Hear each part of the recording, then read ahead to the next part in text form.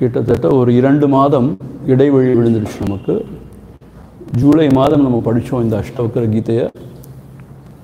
August போய் இப்போ September கடைசியில் வந்திருக்கோம் நம்ம. ஸோ இந்த அஷ்டவக்ர கீதை என்பது உங்களுக்கு ஞாபகம் இருக்குன்னு நினைக்கிறேன். அஷ்டவக்ரங்கிற பெரிய ஞானியானவர் ஜனகருக்கு கொடுத்த உபதேசம். ஏற்கனவே பார்த்தோம், அஷ்டவக்ரர் பிறப்பிலேயே ஞானி. அவரோடு தன்னோட தாயாரோட வயத்துக்குள்ளே இருக்கும்போதே தந்தையார் வேதம் ஓதி கொண்டிருக்கும் பொழுது அவர் விட்ட சில பிழைகளெல்லாம் திருத்துறார். இந்த இடத்துல இப்படி நீங்கள் சேண்ட் பண்ணக்கூடாது, இப்படி நீங்கள் உச்சரிக்கக்கூடாதெல்லாம் திருத்துறார். உடனே தந்தையாருக்கு கோபம் வந்து ஒரு சாபம் கொடுத்துறார், நீ அஷ்டவக்ரனா பிறப்பாயாகன்னு சொல்லிட்டு. அப்படி தான் அவரோட பிறப்பு. ஸோ 8 கோணலோடு பிறக்கிறார் அவர் பிறக்கும்போதே. ஆனால் மகா ஞானியாக பிறக்கிறார் அவர். அப்படி இருக்கும் பொழுது தன் தந்தையாரை தேடி வரார். ஜனக மகாராஜோட சபையில் இவரோட தந்தையார் முன்னாடி வந்து ஏதோ உதவி கேட்டிருக்கார், ரொம்ப ஏழ்மையில் இருக்கும் பொழுது. அப்போது ஏதோ ஒரு வாதம் செஞ்சு யார் ஜெயிக்கிறாளோ அவளுக்கு தான் அப்படிங்கிற மாதிரி சொல்லி இவர் அசோகரோட தந்தையார் தோற்று போய் அவரை வந்து சிறை வச்சிடுறாங்க. அவர் மீட்டுறதுக்கு தான் வர்றார் அவர். ஞாபகம் இருக்குன்னு இந்த கதையை நான் சொல்லியிருக்கேன் நான் முன்னாடியே. வந்து அஷ்டவக்ரருடைய சபையில் வந்து அவர் பேசுகிறத பார்த்து அஷ்டவக்ரர் அவர்கிட்ட உபதேசம் கொடுங்கன்னு கேட்டு அஷ்டவக்ரர் கொடுக்கறது தான் இந்த அஷ்டவக்ர கீதா. ஸோ நம்ம ஏற்கனவே 5 சாப்டர் பார்த்துருக்கோம். நம்ம முதல் சாப்டரில் அஷ்டவக்ரர் இந்த ஆன்மஸ்வரூபத்தை பற்றி, இந்த பரம்பொருளை பற்றி எடுத்து விளக்குறார். என்ன ஆச்சரியம் கேட்டால் 2ஆம் அத்தியாயத்திலே ஜனகருக்கு அது சித்தி ஆயிடுச்சு. அப்புறம் அவர் எடுத்து அதை விளக்க ஆரம்பிக்கிறார். அது எவ்வளோ அற்புதமான விஷயம் சொல்லிட்டு இதெல்லாம் நம்ம விரிவாக பார்த்தோம் நம்ம. அப்புறம் ஜனக மகாராஜா 3ஆம் அத்தியாயத்தில் இவரை கொஞ்சம் ஆழம் பார்க்குறார். நீ என்ன பெருசாக ஞானின்லாம் சொல்லிக்கிற நீ, ஆனால் உன்னைய பார்த்தா அப்படி தெரியலையே, உலக விவகாரங்கள்லேயும் ஈடுபட்டுருக்க. அந்த புறத்தில் இவ்வளோ மகாராணிகள்லாம் இருக்காங்க, எப்போ பார் ராஜ்யபாரம் உழன்று கொண்டே இருக்கியே, நீ என்ன பெரிய ஞானின்னு கேட்குறார். அதுக்கு ஜனக மகாராஜா ரொம்ப அழகாக பதில் கொடுக்குறார். அந்த ஞான நிலையில் இருக்கும்போது இதெல்லாம் ஒன்றுமே கிடையாது. ஏன்னா கர்த்திருவ அபிமானம் போக்திருத்துவ அபிமானம் இல்லைன்னு சொன்னால் இதெல்லாம் ஒன்றுமே கிடையாதுங்கிறார். இதை நம்ம பஜகோவிந்தத்துலையும் பார்க்குறோம். யோகரத்தோவா போகரத்தோவா சங்கரத்தோவா சங்க விஹீனா எஸ்ய பிரம்மணி ரமதே சித்தம் நந்ததி நந்ததி நந்தத்தேவா. ஸோ அவன் யோகத்தில் ஈடுபட்டவனாக இருக்கட்டும், இல்லை போகத்தில் ஈடுபட்டவனாக இருக்கட்டும், கூடி மக்களோடு கூடி இருக்கட்டும், இல்லை பிரிந்து தனியாக காட்டில் வாழட்டும், எப்படி இருந்தாலும் சரி அவன் பிரம்மத்திலேயே அவனோட மனசு ஊறி திளைத்து இருந்துச்சுன்னா அவனுக்கு ஆனந்தம் தான். அவனுடைய நிலைப்பாட்டில் ஒரு குறைவும் இல்லை அப்படிங்கிறத நம்ம பார்த்தோம். அப்படின்னு ஜனக மகாராஜா எடுத்து விளக்குறார் 4ஆவது அத்தியாயத்தில். அப்புறம் 5ஆவது அத்தியாயத்தை பார்த்தோம் நம்ம. உங்களுக்கு ஞாபகம் இருக்கான்னு தெரியல, 4 வழிமுறைகள் சொல்கிறார். எப்படி எல்லாவற்றையும் அந்த பரம்பொருளையே ஒடுக்குவது, லயம்னு சொல்லிட்டு லயம் செய்கிறது, லயம் செய்ய எல்லாவற்றையும் எப்படி அதில் ஒடுக்குவது அப்படிங்கிறதுக்கு 4 வழிமுறைகளை சொல்கிறார். இதை போனவர் பார்த்தோம், உங்களுக்கு ஞாபகம் இருக்கான்னு தெரியல. அதை நம்ம சேண்ட் பண்ணுவோம், அதை கொஞ்சம் பார்த்துட்டு அதுக்கப்புறம் அடுத்த அத்தியாயத்துக்கு போவோம். 5ஆவது அத்தியாயம் கையில் இல்லைன்னா இல்லை பரவாயில்ல. அஷ்டாவக்ர உவாச நதே சங்கோஸ்தி கேனாபி கிம் சுத்தஸ்த்யக்துமிச்சசி சங்காத விலயம் குர்வன் ஏவமேவ லயம் வ்ரஜ உதேதி பவதோ விஸ்வம் வாரிதேரிவ புத்புதஹ இதி ஞாத்வைகமாத்மானம் ஏவமேவ லயம் வ்ரஜ பிரத்யக்ஷம் அப்யவஸ்துத்வாத்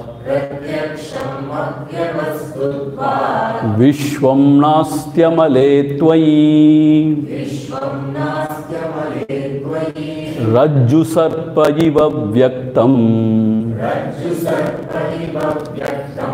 ஏவமேவ லயம் வ்ரஜ சமதுக்க சுக பூர்ணா ஆஷா நைராஷ்யயோ சமஹா சமஜீவித மிருத்யுஸ்ஸன் ஏவமேவ லயம் வ்ரஜ. என்ன விஷயம்னு கேட்டா, அந்த பரம்பொருள்னு சொல்ற அந்த பிரம்ம தத்துவம்னு சொல்ற அந்த நிலையிலேருந்து பார்க்கும்போது விவகாரமே கிடையாது, உடல் மனமே கிடையாது, உலகமே கிடையாது, எதுவுமே கிடையாது. ஆனால் ஒரு அஞ்ஞான திசையிலேருந்து நாம் பார்க்கும் பொழுது உலகம் நம்ம முன்னாடி கண் முன்னாடி இருக்குது, நம்ம உடல் மனம் இருக்குது, அதோடு தொடர்பு கொண்டு நம்ம ஜீவன் மாதிரி இங்கே வாழ்கிறோம், எல்லாமே இருக்குது. ஸோ இப்போது ஆக்சுவலாக அஷ்டோக்கர் என்ன செய்கிறான்னா ஒரு படி கீழே இறங்கி சொல்கிறார்.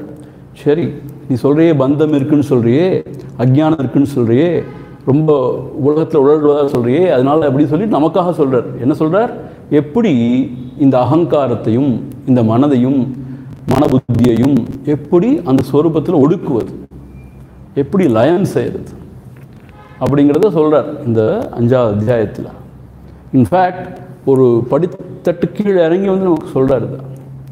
ஏன்னா அப்சல்யூட் சென்ஸில் பார்த்தா எதுவுமே கிடையாதுங்கிறதுனால பந்தமும் கிடையாது, மோட்சமும் கிடையாது, அஞ்ஞானமே கிடையாது தான் அப்சல்யூட் சென்ஸ்லேருந்து பார்த்தா.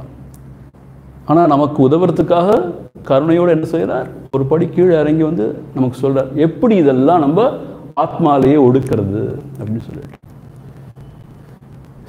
ஒவ்வொரு சம்பிரதாயம், இந்த ஒவ்வொரு ஸ்கூல் ஆஃப் தாட்ஸ், ஒவ்வொரு ஃபிலாசபிஸ்க்கு வந்தோன்னு சொன்னால் ஒவ்வொரு வகையாக நம்ம கைட் பண்ணுவோம். இப்போ அஷ்டவக்ரர் நம்மளை கைட் பண்ணுற விதம் ரொம்ப ரொம்ப அற்புதமாக, ரொம்ப சேஸ்ட், ரொம்ப உயர்ந்த ஒரு நிலைமையிலேருந்து நம்மளை கைட் பண்ணுறார். அவர் என்ன சொல்கிறார், எப்படி லயம் பண்ணணும்னு சொல்கிறான்னு கேட்டால், நதே சங்கோஸ்தி கேனாபி, என்னுடைய நிலையிலிருந்து பார்க்கும் பொழுது எனக்கு எந்த விதமான பற்றுதல்களும் கிடையாது. எல்லா பற்றுதலும் கடந்த ஸ்வரூபம் நான், எந்த பற்றுதலும் எனக்கு கிடையாது. அசங்கோகம் அசங்கோகம் அசங்கோகம் புனః. இப்போ என்ன அர்த்தம்? இந்த ஆத்மஸ்வரூபங்கிறது எதனோடையும் தொடர்பு இல்லாதது, எதனாலும் பந்தம் வராதது. அப்படி இருக்கும் பொழுது கேனாப்பினா எதனோடும் அர்த்தம், சுத்தகா, ரொம்ப பரிசுத்தமானது. அப்படி இருக்கும்போது கிம் தியக்தும் இச்சசி, எதை விடுறது? கிம் தியக்தும், ஏன்னா எதோடையும் தொடர்பு இல்லைங்கும் போது எதையாவது பற்றி கொண்டிருந்தால் தானே அதை விடுறதுக்கு. எதோடுமே தொடர்பு இல்லைன்னு சொல்லி அந்த ஆன்மஸ்வரூபம் இருக்கும்போது இங்கே எதை பற்றுவது, எதை விடுவது? ஆகவே அப்படியே அந்த நிலையிலே இருந்து கொண்டு, பற்ற எதுவுமே இல்லை, விழத்துக்கும் எதுவுமே இல்லை அப்படிங்கிற அந்த நிலையில் இருந்து கொண்டு சங்காத விலயம் குருவன். சங்காதம் என்னத்தோ உடல் மன புத்தின்னு பார்த்தோம், அதான் சங்காத்தம்னு சொல்லுவாங்க. அதை விலயம் குருவன், அதை கொஞ்சம் கொஞ்சமாக அதோட தொடர்பை விட்டுவிடு. அப்படியாக ஏவமேவ லயம் ரஜ, ஆன்மாவிலேயே ஒடுங்குவாயாக. இப்போ நம்ம என்ன செய்வோம்? ஏதோ பற்றுக்கள்லாம் இருக்கிறதாகவும் அதை விட்டு தொலைக்கணுங்கிறதுக்காக எவ்வளவோ முயற்சி பண்ணுறோம். ஆனால் ஒன்றை விட இன்னும் வந்துட்டே இருக்கு. இது வந்து அஞ்ஞான திசையிலேருந்து ஒரு ஜீவனை நம்ம தடுமாறுற ஒரு சமாச்சாரம். Struggling here. ஏன் நம்ம ஜீவன்கிற ஸ்டாண்ட் பாயிண்டில் இருக்கிற வரைக்கும் இது மாதிரி தான் தடுமாறிட்டு இருக்கோம். ஆனால் அந்த ஸ்டாண்ட் பாயிண்ட்டே இல்லாமல் அதுக்கும் உயரமான ஒரு ஸ்டாண்ட் பாயிண்ட் என்னது? எனக்கும் எதுக்குமே சம்மந்தம் இல்லாத அந்த தூய பரமாத்மானாங்கிற ஸ்டாண்ட் பாயிண்ட் எடுத்துண்டு எதுலேயுமே தொடர்பில்லாதவனாக நீ சும்மா இருந்தேன்னு சொன்னா, எல்லாத்துக்கும் சாட்சி மாத்திரமா இருந்தேன்னு சொன்னா, உடல் மனதெல்லாம் அதுவாக அந்த தொடர்பெல்லாம் அற்று போயிடும். அப்போது அந்த அகங்காரமானது ஸ்வரூபத்தோடையே லயமாயிடும், அதிலே ஒடுங்கிடும். அப்படிங்கிறத முதல் வழியாக சொல்கிறார். நம்ம இதை பார்த்துட்டோம், நம்ம ரொம்ப விவரிக்க விரும்பலை, ஏற்கனவே பார்த்துட்டோம். 2வது வரி என்ன சொல்கிறார்? ரொம்ப அழகாக சொல்கிறார். உதேதி பவதா விஸ்வம் வாரிதேனிவ புத்புதா. உன்னில் தான் இந்த பிரபஞ்சமே தோன்றுகிறது. எப்படி இந்த சமுத்திரத்தில் இந்த அலைகள் தோன்றுகின்றனவோ அதுபோல உன்னிலேயே தோன்றுகிறது. அது மாத்திரம் உன்னிலேயே அது திருப்பி லயம் அடைஞ்சிடும். அப்படி இருக்கும் பொழுது இது ஞாத்வைக்கம் ஆத்மானம் ஏவமேவ லயம் பிரஜ. அப்புறம் என்ன அர்த்தம் அப்படின்னு கேட்டால், நான் தான் எல்லாத்துக்கும் ஆதாரமாக இருக்கேன், இவையெல்லாம் என்னிலிருந்து தான் தோன்றுகின்றன, என்னிலேயே ஒடுங்க போகின்றன. ஆகவே ஆதாரமாகி என்னை இவையெல்லாம் ஒன்றும் செய்ய முடியாது, என்னை பந்திக்க முடியாது. இன்ஃபேக்ட் இவையெல்லாம் என்னுடைய ஒரு என்ன சொல்றது விலாசம் சொல்லுவாங்க, என்னுடைய விலாசம் தான் இதெல்லாம் அப்படிங்கிற மாதிரி. ஏதாவானஸ்ய மகிமா, இதெல்லாம் என்னுடைய க்ளோரி அப்படிங்கிற மாதிரி ஆன்மஸ்வரூபத்தையே எல்லா இடத்துலையும் பார்க்க ஆரம்பிச்சிட்டாலும் இந்த உள் மனசோட உள்ள தொடர்பு போய் இந்த அகங்காரமானது அந்த ஆன்மஸ்வரூபத்திலேயே ஒடுங்கிடும். ஸோ இது 2வது வழிமுறையை சொல்கிறார். அப்புறம் 3வது வழிமுறை என்ன சொன்னார்? பிரத்யக்ஷமபி அவஸ்துத்வாத் விஸ்வம் நாஸ்தி அமலே துவை. பட் இந்த விஸ்வம், இந்த உலகமானது பிரத்யக்ஷமாக இருக்கே, கண்ணால் காணக்கூடியதாக இருக்கே, காதால் கேட்குறோம், தொடுறோம், ஃபீல் பண்ணுறோம், பிரத்யக்ஷமாக இருக்குது. இது எப்படி பொய்ன்னு சொல்ல முடியும்? அது எவ்வளோ பிரத்யக்ஷன்னு சொன்னாலும் அது உண்மை கிடையாதுப்பா. ஏன்னு கேட்டால் அதுக்கு உதாரணம் சொல்கிறார். ரஜு சர்ப்பைவ, அந்த பாம்பனி எவ்வளோ கண்டாலும் அங்கே பழுதுதான் உண்மை. பழுதுன்னா கயிறு, அதுதான் உண்மையை ஒழிய பாம்பு இல்லைப்பா. அதுபோல் இந்த விஸ்வத்தை பிரத்யக்ஷமாக இருக்குது, பிரத்யக்ஷமாக இருக்குன்னு சொன்னால் கூட அது ஒரு பிரமாணமாகாது. அது உன்னுடைய மனக்கற்பனை தானே ஒழிய அது உண்மை அல்ல. அப்படிங்கிற ஞானத்தில் நீ ஊன்றி இருந்தேன்னு சொன்னால், பிரத்யக்ஷமாக தோன்றுனா கூட இது உண்மை அல்ல, இது மனக்கற்பனை தான். இப்போ எது உண்மை? சொருவம் மாத்திரமே உண்மை அப்படின்னு அதிலேயே ஊன்றி திளைத்திருந்தேன்னு சொன்னால் கொஞ்சம் நேரத்தை இதெல்லாம் அடங்கிடும். அப்போது சொருவம் மாத்திரம் என்ன தெரியுமா, கொஞ்சம் நேரம் எல்லாத்தையும் அடங்கிறதுக்கு நம்ம ஒரு இடம் கொடுத்துட்டு சும்மா இருக்கணும், அதுதான் விஷயம். ஆனால் சும்மாவே இருக்க முடியாது. வாசனாதிகளும் அதிகமாக இருக்குது, நாமளும் என்ன செய்யறதுன்னு தெரியாமல் எதேதோ செஞ்சுட்டு இருக்கோம். அந்த தியானத்தில் உட்காந்து என்ன செய்யணும்? ஒன்றும் செய்ய வேண்டாம், பேசாமல் சும்மா இருக்கணும். ஆனால் சும்மா இருக்க முடியாது, உரண்டை அடிச்சுட்டே இருப்போம் இந்த மனசோட. இந்த வார்த்தை உரண்டை அடிக்கிறதுங்கிறது ரொம்ப பிரமினிக்கல் லாங்குவேஜ் அது. ஆக்சுவலி உரண்டை அடிக்கிறது, சண்டை போட்டு ஏதாவது சச்சரவு பண்ணிட்டே இருப்போம் மனசோட, இந்த உலகத்தோட எதையோ பண்ணிகிட்டே இருப்போம். இவையெல்லாம் அர்த்தமே இல்லாதது, இதுக்கும் எனக்கும் சம்மந்தமே கிடையாது. சும்மா இருந்துட்டா எல்லாம் அர்த்தமற்றே போயிடும். அப்படி கொஞ்ச நேரம் அதுக்கு அவகாசம் கொடுக்க மாட்டேங்கிறோம் நம்ம. அதனால தான் நமக்கு புரிய மாட்டேங்குது. என்ன செய்கிறோம்? ஸ்பிரிச்சுவாலிட்டி, அதாவது ஆன்மீகங்கிற பேரில் இப்போ உலகத்தை பற்றி நினச்சிட்டு இருக்கிறது பதிலாக வேறு எதையோ செஞ்சுட்டே இருக்கோம் நம்ம. அது பரவாயில்லை, அது பெட்டர் தான். உலகத்திலேயே உழண்டு கொண்டு இருக்கிறது பதிலாக வேறு எதோ செஞ்சுட்டே இருக்குது. ஆனால் அப்படி செஞ்சுட்டே இருந்தாலுமே கொஞ்ச நேரம் ஆறுதலாக இருக்கவே பழக மாட்டேங்குது. அதனால தான் நமக்கு அந்த தியானத்தில் ஒரு சுகம் கிடைக்க மாட்டேங்குது. என்ன சொல்கிறார்? இதெல்லாம் பிரத்யக்ஷமாக இருந்தால் கூட இதெல்லாம் கனவு போல. கனவை முழிச்சிட்டோன்னு சொன்னால் அர்த்தம் இல்லை தானே, அதுபோல தான் இது. இதனாலலாம் நீ மனம் குழம்ப வேண்டாம், மனம் அலைபாய வேண்டாம் அப்படின்னு ஸ்வரூபத்திலே இருந்துட்டேன்னு சொன்னான். எதுக்காக இந்த உதாரணம் சொல்கிறான்னு கேட்டால், கடல்லிருந்து அலை தோன்றுகிறது அப்படிலாம் சொன்னால் கூட ஓஹோ இந்த உலகம் தோன்றி இருக்காப்போ அப்படின்னு ஒரு கன்ஃபியூஷன் வரும், ஒரு எண்ணம் வரும். தோன்றவே இல்லைங்கிறது தான் அஷ்டவக்கரர் காரிக்கா மாண்டுக்கை காரிக்காவோட கௌதபாதருடைய ஒரு வாதம். இப்போ பால்லேருந்து தயிர் வந்துச்சு, பாலே தயிராக குறைஞ்சிடுச்சு, அப்படிதானே மாறிடுச்சு. அது மாதிரி பிரம்மம் உலகம் ஆயிடுச்சான்னு கேட்டால் அப்படி கிடையாது. விவர்த்தவாதம்னு சொல்லுவாங்க. அப்படி ஆயிடலை, ஆன மாதிரி ஒரு காட்சி இருக்கு. ஸோ இந்த கயிறே பாம்பாயிடுச்சான்னு இல்லை, பாம்பு நம்ம பார்க்குறோம், அது மனக்கற்பனை. கயிறாக தான் இருக்குது, நாம தான் அதை பாம்பை பார்க்குறோம். அதுபோல் இந்த உலகங்கிறது பார்த்தாலுமே அங்கே அப்படி ஒன்றும் கிடையாது. இது மனதோடைய ஒரு விளையாட்டு, கற்பனை தான். இப்போ என்ன இருக்குது? அதுக்கு ஆதாரமாகிய அந்த பரம்பொருள் தான். ரொம்ப கஷ்டம், இதை யோசிக்கிறது கூட கஷ்டம் இருக்கும். ஏன்னா உலகம் அப்படி நம்மளை ஆட்டி படைக்குது இல்லையா? உலகம் ஆட்டி படைக்க காரணம் நாம் உலகத்துக்கு பவர் கொடுக்குறோம் நம்மளுடைய வெறுப்புனால. நம்முடைய வாசனாதிகள்னால நாம தான் அந்த உலகத்துக்கு ஒரு வல்லமையை கொடுக்குறோம், நம்மளை ஆட்டி படைக்கிறது. இந்த உலகம் பாவம், அது ஜடம், அது என்ன செய்ய முடியும்? இன்ஃபேக்ட் அது மனக்கற்பனை, அது உண்மையிலே இல்லை கூட. அது எப்படி நம்ம இந்த ஆத்மஸ்வரூபமாகிய நம்ம ஆட்டி படைக்க முடியும்னு கேட்டால், நாம் தவறான சில எக்ஸாஜரேட்டட் வேல்யூஸ் கொடுக்குறோம் இந்த உலகத்துக்கு. அது இருக்குன்னு நினைக்கிறோம், அது இன்பம் தரும்னு நினைக்கிறோம், இல்லை துன்பம் தரும்னு நினைக்கிறோம். அதனால் இப்போ பாரு உரண்டி அடிச்சுட்டே இருக்கும். கொஞ்சம் காலம் சும்மா இருந்தேன்னா சரியாக போயிடும்.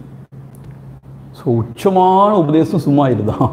சும்மா என்ன அர்த்தம்? உரண்டி அடிக்காமல் இரு. பார், சுரண்டி பார்க்காது. எல்லாவற்றையும் பார், சுரண்டி பார்க்காதுன்னு சொல்கிறாங்க. சுரண்டி பார்க்க பார்க்க மன உளைச்சல் தான். சுரண்டாமல் பேசாமல் பார்த்துட்டே இருந்தால் ஒன்றும் இல்லை அப்படிங்கிற மாதிரி பெரியவங்க சொல்கிறாங்க. ஸோ இப்படியெல்லாம் அதை லயம் செய்யலாம், அந்த மனதை வந்து ஒடுக்கிற உபாயத்தை இங்கே சொல்லி கொடுத்துட்ருக்காரு. யார்? அஷ்டவக்ரர் தன்னுடைய சிஷ்யராகிய ஜனகருக்கு. அதே மாதிரி 4வது வழிமுறை என்ன? சமதுக்க சுகப்பூர்ணகா. நான் பூர்ணமான வஸ்து, நான் எல்லா சமயத்துலையும் ஒன்றா தான் இருக்கேன். சமதுக்க சுக, துக்கம் வந்தாலும் சுகம் வந்தாலும் அதனால எனக்கு ஒன்றும் கிடையாது. ஆஷா அனாஷையோ சமஹா. எதிர்பார்ப்பு ஏமாற்றம், ஆசை நிராசைன்னு சொல்லுவோம் இல்லையா, எல்லாத்தையும் நான் ஒரே மாதிரி தான் இருக்கேன். சம ஜீவித மிருத்யு, உயிரோடு இருந்தாலும் மரணிச்சாலும் எனக்கு ஒன்றும் கிடையாது, ஏன்னா அதுக்கு அப்பால் நான். அதனால அதுதான் என்னுடைய உண்மையான ஸ்வரூபம், பூரணமான ஸ்வரூபம்னு சமநிலையோடு ஒருத்தன் இருக்க பழகிட்டான்னு சொன்னான். இதுதான் கீதையில் சொல்றார், சமத்துவம் யோக உச்சத்தைன்னு சொல்றார். அப்படி இருக்க பழகிட்டாலும் அவனுடைய மனபுத்தியெல்லாம் ஆன்மாவில் ஒடுங்கிடும். அகங்காரமானது ஆன்மாவில் ஒடுங்கிடும். நம்ம மனம் தழும்பிட்டே இருக்கோம் இல்லையா, அதனால தான் ஒடுங்க மாட்டேங்க. சமதர்ஷனா, சமத்துவம் யோக உச்சத்தை அப்படிங்கிற அந்த சமத்துவம் வந்துடுச்சுன்னு சொன்னால் தன்னால் இந்த மனபுத்தி ஒடுங்கிடும். இப்படி 4 வகையான மார்க்கங்களை சொல்கிறார். யார்? அஷ்டாவக்ரர் ஜனகருக்கு. இப்போ பாருங்க, அடுத்த சாப்டரில் ஜனகர் கேட்க போகிறார், எதில் ஒடுக்கிறது? ஒன்றுமே இல்லையே ஒடுக்கிறதுக்கு. ஒரு அஜ்ஞான திசையில் தான் இதெல்லாம் இருக்குது, ஆன்மாவுக்கு அப்பாலா இந்த உடல் மனபுத்தி எல்லாம். ஆக நீ ஒடுக்கணுங்கிறீங்களே, உண்மையிலே என்னத்தை இருக்குது ஒடுக்கிறதுக்கு? எப்படி? குருவுக்கு மிஞ்ச சிஷ்யன் மாதிரி. இது ரொம்ப அழகான ஒரு விதத்தில் அமைஞ்சிருக்கு இந்த அஷ்டவக்ர கீதை. ஒரு சம்பாதம் அமைஞ்சிருக்கு குருவும் சிஷ்யரும். ஸோ இது வந்து சிஷ்யருக்கு குருவுக்கு தெரியாதது இல்லை. சிஷ்யர் வந்து அதிக பிரசங்கிதனமாக ஒன்றும் பேசலை, நமக்காக தான் இதெல்லாம் கொடுக்கப்பட்டிருக்கு. இன்னும் ஒரு படி மேலே போய் சொல்கிறார், குருநாதரே நீங்கள் இப்படி சொன்னால் கூட இதுவுமே ஒரு ஜீவன்ற திசையிலேருந்து அஜ்ஞானங்கிற திசையிலேருந்து தான் அது பொருத்தமாக இருக்கும். அந்த திசையில் தானே அந்த ஆன்மாவுக்கு அந்நியமாக இதெல்லாம் இருக்குன்னு கற்பனை பண்ணிட்டு இருக்கோம். அப்போ தானே இதில் போய் ஒடுக்கணும் அப்படிலாம் சொல்கிறது. இந்த துவைத்திக் ரிலீஜனில் பார்த்தீங்கன்னா எப்பயுமே இப்படி சொல்லுவாங்க, ஜீவாத்மா பரமாத்மாவோட லயம் அடையணும்பாங்க. அதான் ஜோதி போய் இப்படி அண்ணாமலை கலந்துடுச்சு அப்படிம்பாங்க, அதெல்லாம் சொல்கிறாங்க இல்லையா. ஆனால் அத்வைத பரமாக பார்த்தோன்னு சொன்னால் எதுவுமே எதோட போய் கலக்கிறதெல்லாம் கிடையாது. எப்போ இருக்கிறது போல இருக்கிறது தான். நம்மளுடைய திரை விலகிறது, அஜ்ஞானம் அழியிறது தானே ஒழிய அப்படி கூட சொல்ல முடியாது. ஏன்னா அஜ்ஞானமே இல்லைங்கிறது தானே ஹையஸ்ட் ஸ்டாண்ட் பாயிண்ட். ஸோ இருக்கிறபடி இருக்கிறது தான் அத்வைத்தபரமான தத்துவம்.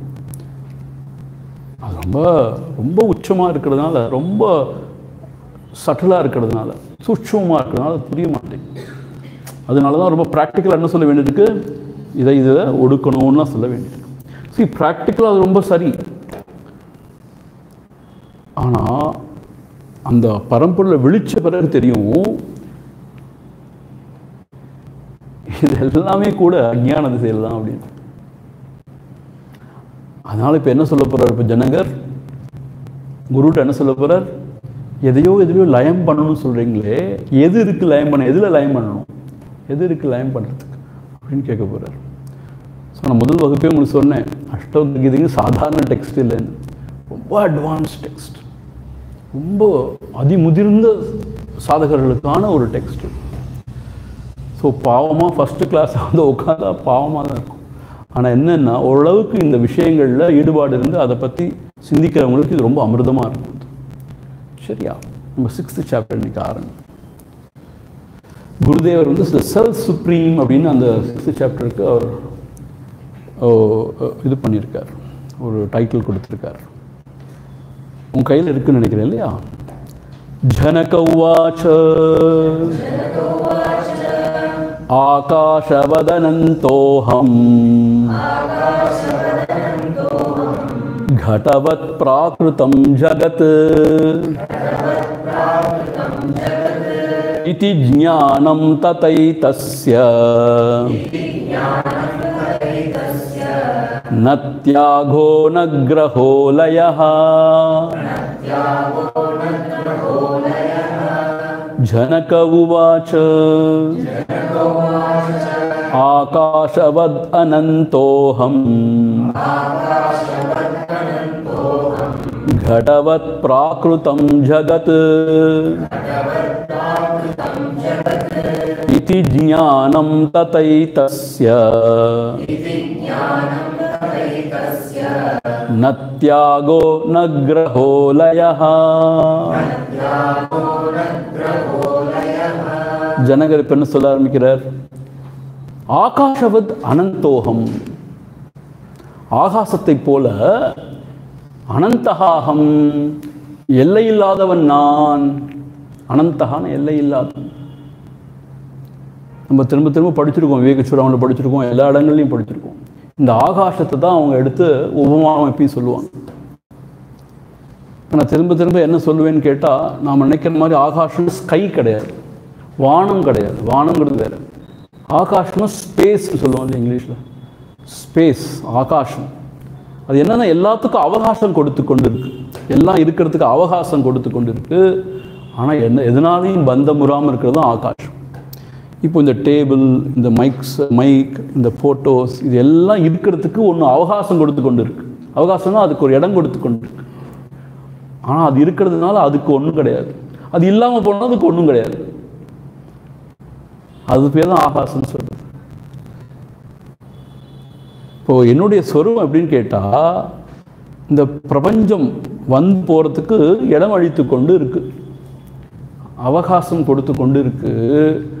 ஆனால் இந்த பிரபஞ்சம் வந்தாலும் போனாலும், இருந்தாலும் இல்லாமல் போனாலும், அதனால என்னுடைய உண்மையான ஸ்வரூபத்துக்கு ஒன்றும் கிடையாது.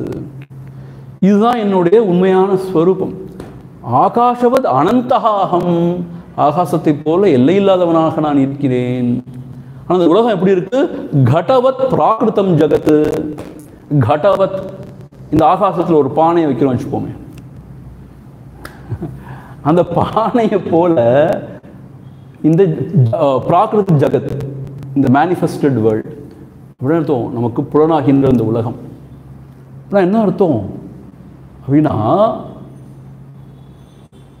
அந்த கடம்னு சொல்ற அந்த பானையானது ஆகாசத்தில் ஒரு இடத்துல ஆக்கிரமிச்சுட்டு இருக்கு. ஆனா அதனால ஆகாசத்துக்கு ஒன்றும் கிடையாது.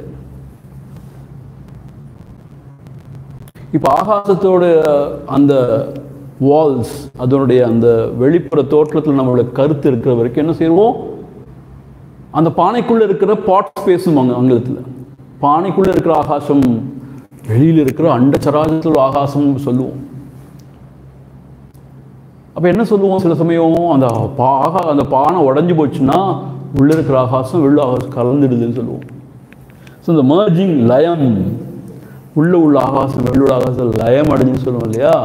இந்த கான்செப்ட் ஏற்றுக்கிறது அத்வைத வேதாந்திகள். அது சயின்டிஃபிக்காக கூட ஏற்றுக்க முடியாது. ஏன்னு கேட்டால், நல்ல கவனமாக கேளுங்க. ஸ்தூலமான விஷயத்தினால சூக்ஷ்மமான விஷயத்தை எந்த வகையிலையும் பிளவுபடுத்த முடியாது, பந்திக்க முடியாது. அதனால ஒரு விசேஷமான ஒரு கண்டிஷனிங் சொல்லுவாங்க இல்லையா, ஒரு வகையான ஒரு இடைஞ்சலை கொண்டு வர முடியாது. அதுதான் விஷயம். அதனால ஆகாசம் இருந்தபடியே இருக்கு, பானை இருந்தாலும் போனாலும். பானை இருந்ததுனால உள்ள ஒரு ஆகாசம் தோன்றிடல. ஏன்னா அந்த பானையினால ஆகாசத்தை பிளக்க முடியாது, ரொம்ப ஸ்தூல ஆகாசம். இந்த பானை ரொம்ப ஸ்தூலம். ஸோ பானை கொண்டு வச்ச உடனே அந்த பானையினால ஆகாசத்தை ரெண்டா பிளக்கவே முடியாது. உள்ள ஆகாசம் வெளியுள்ள ஆகாசம் பிளக்கவே முடியாது. அது நம்மளுடைய மனக்கற்பனை தான்.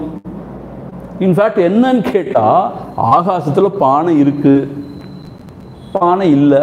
ஆனால் ஆகாசத்தில் ஒரு லாபமோ நஷ்டமோ தோஷமோ ஒன்றும் கிடையாது.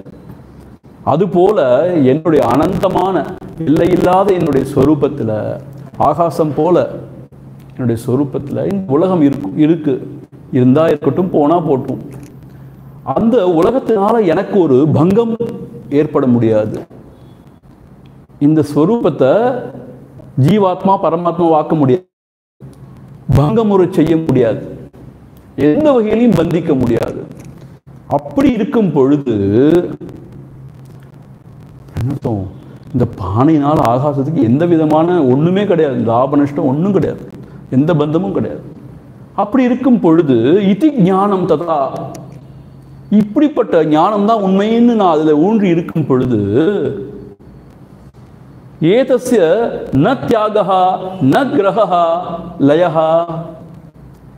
அப்ப எதை நான் பற்றிக்கொள்ளணும், எதை நான் விடணும்? தியாகான விடுறது, கிரகான பற்றிக்கொள்றது, லயகான எதை எதனோடு ஒடுக்கணும், எதை எதோட ஒடுக்கணும்.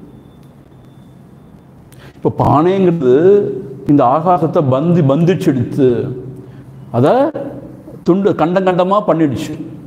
இப்போ என்ன செய்யணும், இந்த ஆகாசத்தை உடைச்சுதான்டா இதை உள்ளே இருக்கிற ஆகாசத்தை வெளியுள்ள ஆகாசத்தோட லயம் பண்ணணும் அப்படின்னு சொன்னா அதை ஏற்றுக்கலாம். ஆனால் அப்படி இல்லையே, அது அது கண்டமே பண்ணல, பந்தமே பண்ணல, ஒன்றும் பண்ணலன்னா எனக்கு அந்த பானைக்கு என்ன சம்பந்தம்? நான் எதுக்காக இதை போய் அதோட மர்ஜ் பண்ணணும்? உள்ளே இருக்கிற கடாகாசத்தை போய் மடாகாசத்தோட எதுக்கானா மர்ஜ் பண்ணணும்? ஏன்னா ஆகாசம் பங்கமுறவே இல்லை. முதல்ல அந்த பானையினால ஆகாசத்துக்கு எந்த விதமான பந்தமோ எந்த விதமான தொந்தரவோ கிடையாது. அதை போல இந்த உலகம், என்னை இந்த உலகத்தால் ஒன்றும் செய்ய முடியாது.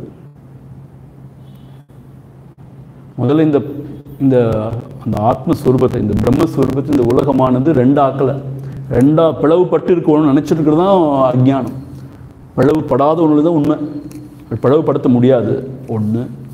ரெண்டாவது, எந்த வகையிலும் இன்ப துன்பத்தை கொடுக்க முடியாது, பந்திக்க முடியாது, கலங்கமடைய செய்ய முடியாதுங்கிறதுனா நான் எதுக்காக அதை பற்றி ஒரி பண்ணணும்? ஒன்றுமே நடக்கலை. ஆகாசத்தை பொறுத்த மட்டும் பானை இருந்தால் இல்லாட்டி ஒன்றே தான், ஒன்றுமே நடக்கலை. இப்போ நான் எதுக்காக நான் என்னமோ செய்யணும்? ஒன்றுமே ஆகலை. அப்படி ஒரு ஸ்டாண்ட் பாயிண்ட் எடுக்கிறாரு பாருங்க. இதுதான் உண்மையான ஞானமாக இருக்கும் பொழுது, நீ ஏதோ சொல்கிறீங்களே, எங்கேயோ போய் ஒடுக்கணும், லயம் பண்ணணும், ஏதோ லயம் பண்ணணும், என்ன அவசியம் இருக்குன்னு கேட்குறாரு. இது ரொம்ப ஆழ்ந்த விஷயம்.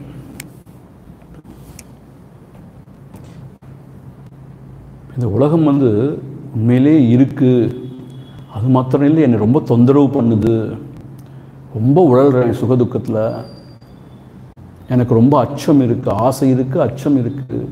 இதெல்லாம் இருந்தால் தான் ஏதாவது நான் செஞ்சாகணும்னு நான் ரொம்ப பரபரன்னு இருப்பேன்.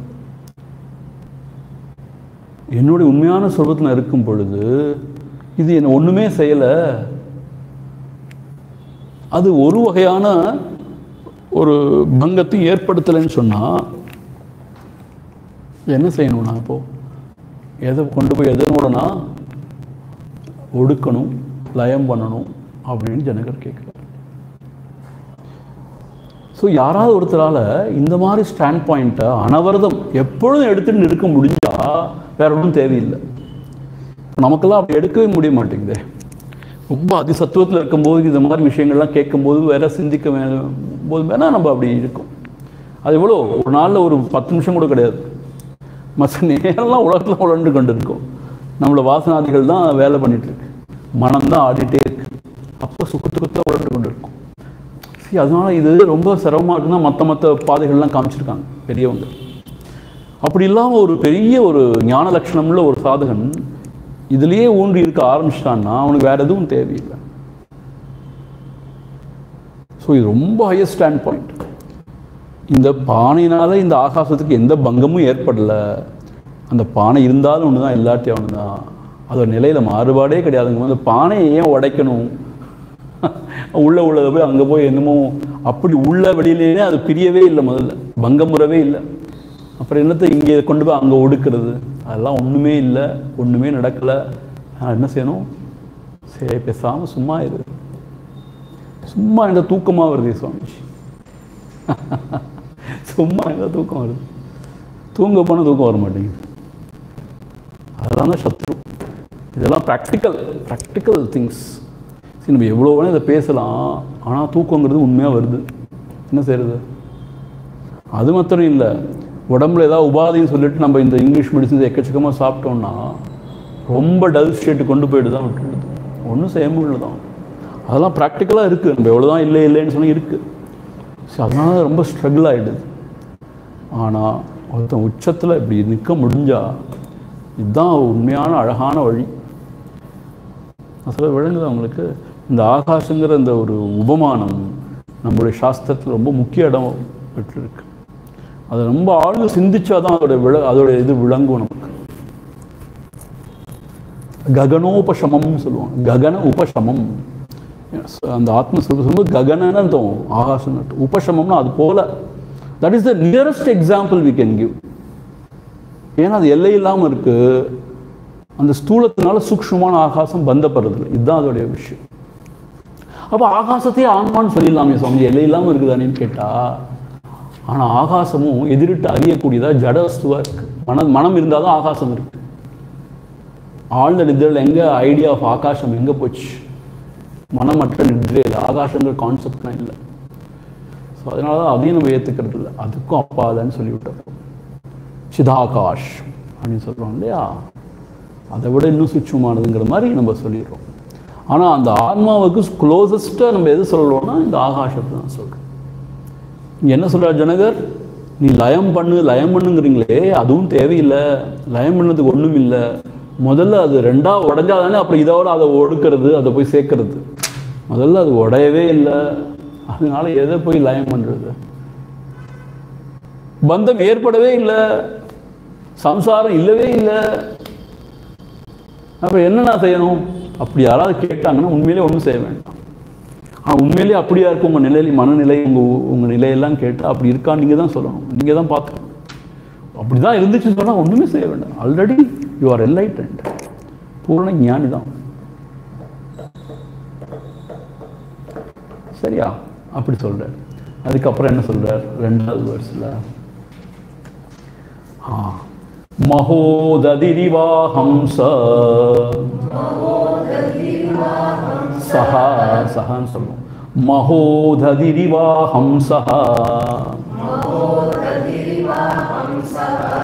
பிரபஞ்சோ வீச்சி சந்நிபஹ இதி ஞானம் ததைதஸ்ய நத்யாகோ நக்ரஹோ லயஹ மகோததிரிவாஹம்சஹ பிரபஞ்சோ வீச்சி சந்நிபஹ இதி ஞானம் ததைதஸ்ய நத்யாகோ நக்ரஹோ லயஹ. மகா உததிரிவாகம், மகோததி அப்படின்னு அர்த்தம். அந்த சமுத்திரம் மகோததி. பொதுவாக உததினா நீர்னு அர்த்தம். மகா உததின்னு சொன்ன அர்த்தம் பிரம்மாண்டமான பரப்பளவில் அந்த நீர் இருக்கு, அதுதான் மகோததி அர்த்தம். சமுத்திரம். இவாகம், அப்படிதான் என்னுடைய ஸ்வரூபம். கடலை போல என்னுடைய ஸ்வரூபம் பறந்து விரிந்து ஆழம் காண முடியாம அப்படி இருக்கு. உபமானம் தான் இது, தயவுசெய்து. அதுக்காக கடல் தான் ஆத்மா நினைச்சக்கூடாது. அது போல இவன்னு சொல்ற, இவன்னு அது போலன்னு அர்த்தம். இவாகம் பிரபஞ்சோ வீச்சி சந்நிபஹா. பிரபஞ்சா, இந்த உலகமானது எப்படி? வீச்சி சந்நிபஹா. வீச்சினா அலைகள், அதில் தோன்றி மறையக்கூடிய அலைகள். சந்நிபஹா அது போன்றது. இப்போ என்ன ஆகும்? சமுத்திரம் இருக்கே, அது எப்பயுமே பேர் அமைதியோடு தான் இருக்கு. அதனுடைய பெரிஃபரின்னு சொல்ற, அதோடைய அந்த என்ன சொல்றது, அதனுடைய அந்த ஓரத்தில் அலைகள் எழுந்து இறைச்சலோடு எழுந்து கரையில் மோதி திரும்பி வந்து அப்படி நடந்துகிட்டே இருக்கு. இப்போ நாம் கரையில் இருந்தோம்னு சொன்னால் நமக்கு அது ஒரு என்ன சொல்லுது, அலை எழுது ஒடுங்குதுன்னு சொல்கிறோம். நம்ம சில சமயம் அலையை அடிச்சுட்டு பயமாக இருக்குது, நமக்கு உள்ளே இழுத்துட்டு போயிடுமோன்னு பயமாக இருக்குது. ஆனால் அந்த கடலுக்கு, கடலுடைய ஸ்டாண்ட் பாயிண்ட் யோசிச்சு பாருங்க, இந்த அலைகள்னால என்ன தொந்தரவு? அது எல்லை இல்லாமல் விரிந்து இருக்கு இந்த கடல். அது உண்மையிலேயே நிசப்தமாக ஆழமாக இருக்குது. கடலோட ஆழம் ரொம்ப, அதில் வந்து அவ்வளோ ஒரு நிசப்தமாக பேரமைதியோடு இருக்குது. ஆக்சுவலாக கடலோட இயல்பு தான். இந்த அலைகள் உண்டாகி, அதாவது எழுந்து எழுந்து ஒடுங்குவதனால இந்த கடலுக்கு என்ன? ஒன்றும் கிடையாது. அதுபோல ஆழமான அந்த ஸ்வரூபத்தில் உலகங்கிற இந்த அலைகள் எழுந்து எழுந்து ஒடுங்குறதுனால எனக்கு என்ன ஆச்சு? இன்ஃபேக்ட் பார்த்தா இந்த அலைகள் வந்து சமுத்திரத்துக்கு அப்பால கிடையாது, அதுக்கு அந்நியமாக கிடையாது. எல்லாமே நீர் தானே, நீர் தான் விளையாடுகிறது, அப்படி இல்லையா? அப்படி இருக்கும் பொழுது நான் என்ன செய்யணும்? எனக்கு அந்நியமாக ஒன்றுமே இல்லை. இந்த உலக விவகாரங்கள் எப்படி அலை எழுந்து ஓயிற மாதிரி. வாட் இஸ் த பர்பஸ் சொல்லுங்க? What is the purpose of the waves? Nothing. then why is it rising and vanishing கேட்டா nothing, சும்மா. அது மாதிரி இந்த உலகம் ஏன் எழுது, ஏன் இதெல்லாம் நடக்குது, ஏன் இப்படி ஆச்சு? சும்மா. அதான் லீலை உலகம் சொல்றாங்க. இன்னொரு ஆஸ்பெக்ட்லன்னு பார்த்தா லீலை உலகம். இதெல்லாம் அம்பாளோட லீலைன்னு சொல்லுவாங்க, அது மாதிரிலாம் சொல்லுவாங்க இல்லையா, லீலை உலகம். ஏங்கிற கொஸ்டினுக்கு அர்த்தமே கிடையாது. அப்படிதான் இருக்கு. ஸோ இதெல்லாம் எனக்கு அப்பால இல்லைன்னு நினச்சிட்டோன்னா ஆனந்தமாக எல்லாத்தையும் என்ஜாய் பண்ணலாம், எல்லாம் ஒரே பொருள்னா. இதெல்லாம் வேற வேற அப்படின்னு நினச்சி ஐயோ என்ன ஆகுமோ தெரியாது எனக்கு அப்படிங்கலாம் பயம் வந்துச்சுன்னா தான் இங்கே ஸ்ட்ரகிள். இப்போ என்னுடைய உண்மையான ஸ்வரம் கடலை போன்றது, எல்லை இல்லாதது. அதிலிருந்து உலகம் வந்து அலை அலையாக தோன்றுகிறது சொன்னால் நான் என்ன செய்யணும்? இப்போ ஒன்றும் செய்ய தேவையில்லை. அந்த கடலுக்கு அலைனால் எந்த தோஷமும் கிடையாது, எந்த அச்சமும் கிடையாது, எந்த விதமான மாறுபாடும் கிடையாது. அதனால அது என்ன செய்யணும்? இல்லை இல்லை எல்லா அலைகளையும் கொண்டு வந்து ஒடுக்க போகிறேன் கடலுக்குள்ள. ஏன்? அது பாட்டுக்கு அதோட இஷ்டத்துக்கு விளையாடட்டுமே, எனக்கு ஒன்றும் இல்லை. அதனால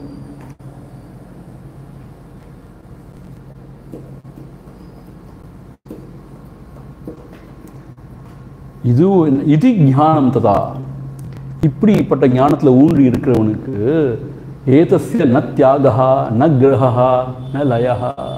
அப்படிப்பட்டவன் எதை விட வேண்டும், எதை பிடிக்க வேண்டும், எதனோடு எதனை ஒடுக்க வேண்டும். ஸோ சமுத்திரம் போலது என்னுடைய ஸ்வரூபம், அது தோன்ற அலைகள் மாதிரி இந்த உலகம். ஆக நான் சமுத்திரமாக இருந்து இந்த அலைகளை பார்த்தேன்னா அது விளையாட்டாக இருக்கும். சமுத்திரத்துக்கு அந்நியமாக இருந்து அலைகளை பார்த்தேன்னா சமுத்திரமும் பயமாக இருக்கும், அலைகளும் என்ன செய்யுமோ தெரியாதுன்னு பயமாக இருக்கும். எப்படா இந்த இறைச்சல்லாம் ஓய எப்போதுன்னு யார் சொல்லுவோம்? நாம சமுத்திரத்துக்கு வெளியில் இருக்கவும் சொல்லுவோம். சமுத்திரத்துக்கு என்னாச்சு? இப்போ ஒரு குழந்தை கச்ச கச்ச கச்சன்னு ஏதோ பேசிட்டே இருக்கு. இந்த குழந்தை எப்படா வாயமுன்னு அம்மா சொல்லவே மாட்டான். ஏன்னா அம்மாவுக்கு ஆனந்தம் அந்த குழந்தை பேசுறதை கேட்க கேட்க. குழலினிது யாழினிது என்பர் தம் மக்கள் மழலை சொல் கேளாதவர் அப்படின்னு திருவள்ளுவர் சொல்றாரு. அம்மாவை பொறுத்த மட்டும் குழந்தை என்ன செஞ்சாலும் ஆனந்தம், என்ன பேசினாலும் ஆனந்தம். அவ ரசிக்கிறா, அவ ஆனந்தமா இருக்கா. ஆனா வெளியில உள்ளவங்களுக்கு ஒரே இதா இருக்கு. எப்படா இந்த வாயை மூடுந்த பிள்ளை, இப்பப்பா ஓயாம என்னத்தையோ அணத்திட்டே இருக்கு. நம்ம அணத்துறதுன்னு சொல்றோம் பாரு. இப்பதான் அந்த வாயை மூடுந்த குழந்தை எப்பப்பா அங்கேயும் ஓடிட்டே இருக்கு, என்னமோ பண்ணிட்டே இருக்கு சேட்டை. ஆனால் அம்மாவுக்கு அப்படி கிடையாது. அவளுக்கு ஒவ்வொரு நிமிடமும் ஆனந்தமாக இருக்கு. ஆனால் அம்மாவுக்கும் பொறுமை இருக்குது, அம்மாவுக்கும் ஒரு எல்லை இருக்குது பொறுமைக்கு, அது வேற விஷயம். பட் அது வந்து ரொம்ப ஸ்ட்ரெச் பண்ணக்கூடாது எக்ஸாம்பிள். ஆனால் என்னென்னா அம்மாவுக்கு வந்து தன்னுடைய குழந்தை தான் தான் அப்படி இருக்குங்கிறதுனால அது அப்படி ஒரு ஆனந்தத்தை கொடுக்குற மாதிரி. நீங்கள் கடலாக இருந்தீங்கன்னா அலைகள் உங்களுக்கு தொந்தரவு கிடையாது, ஆனந்தம். அதை போய் எதோடையும் ஒடுக்க வேண்டிய அவசியம்.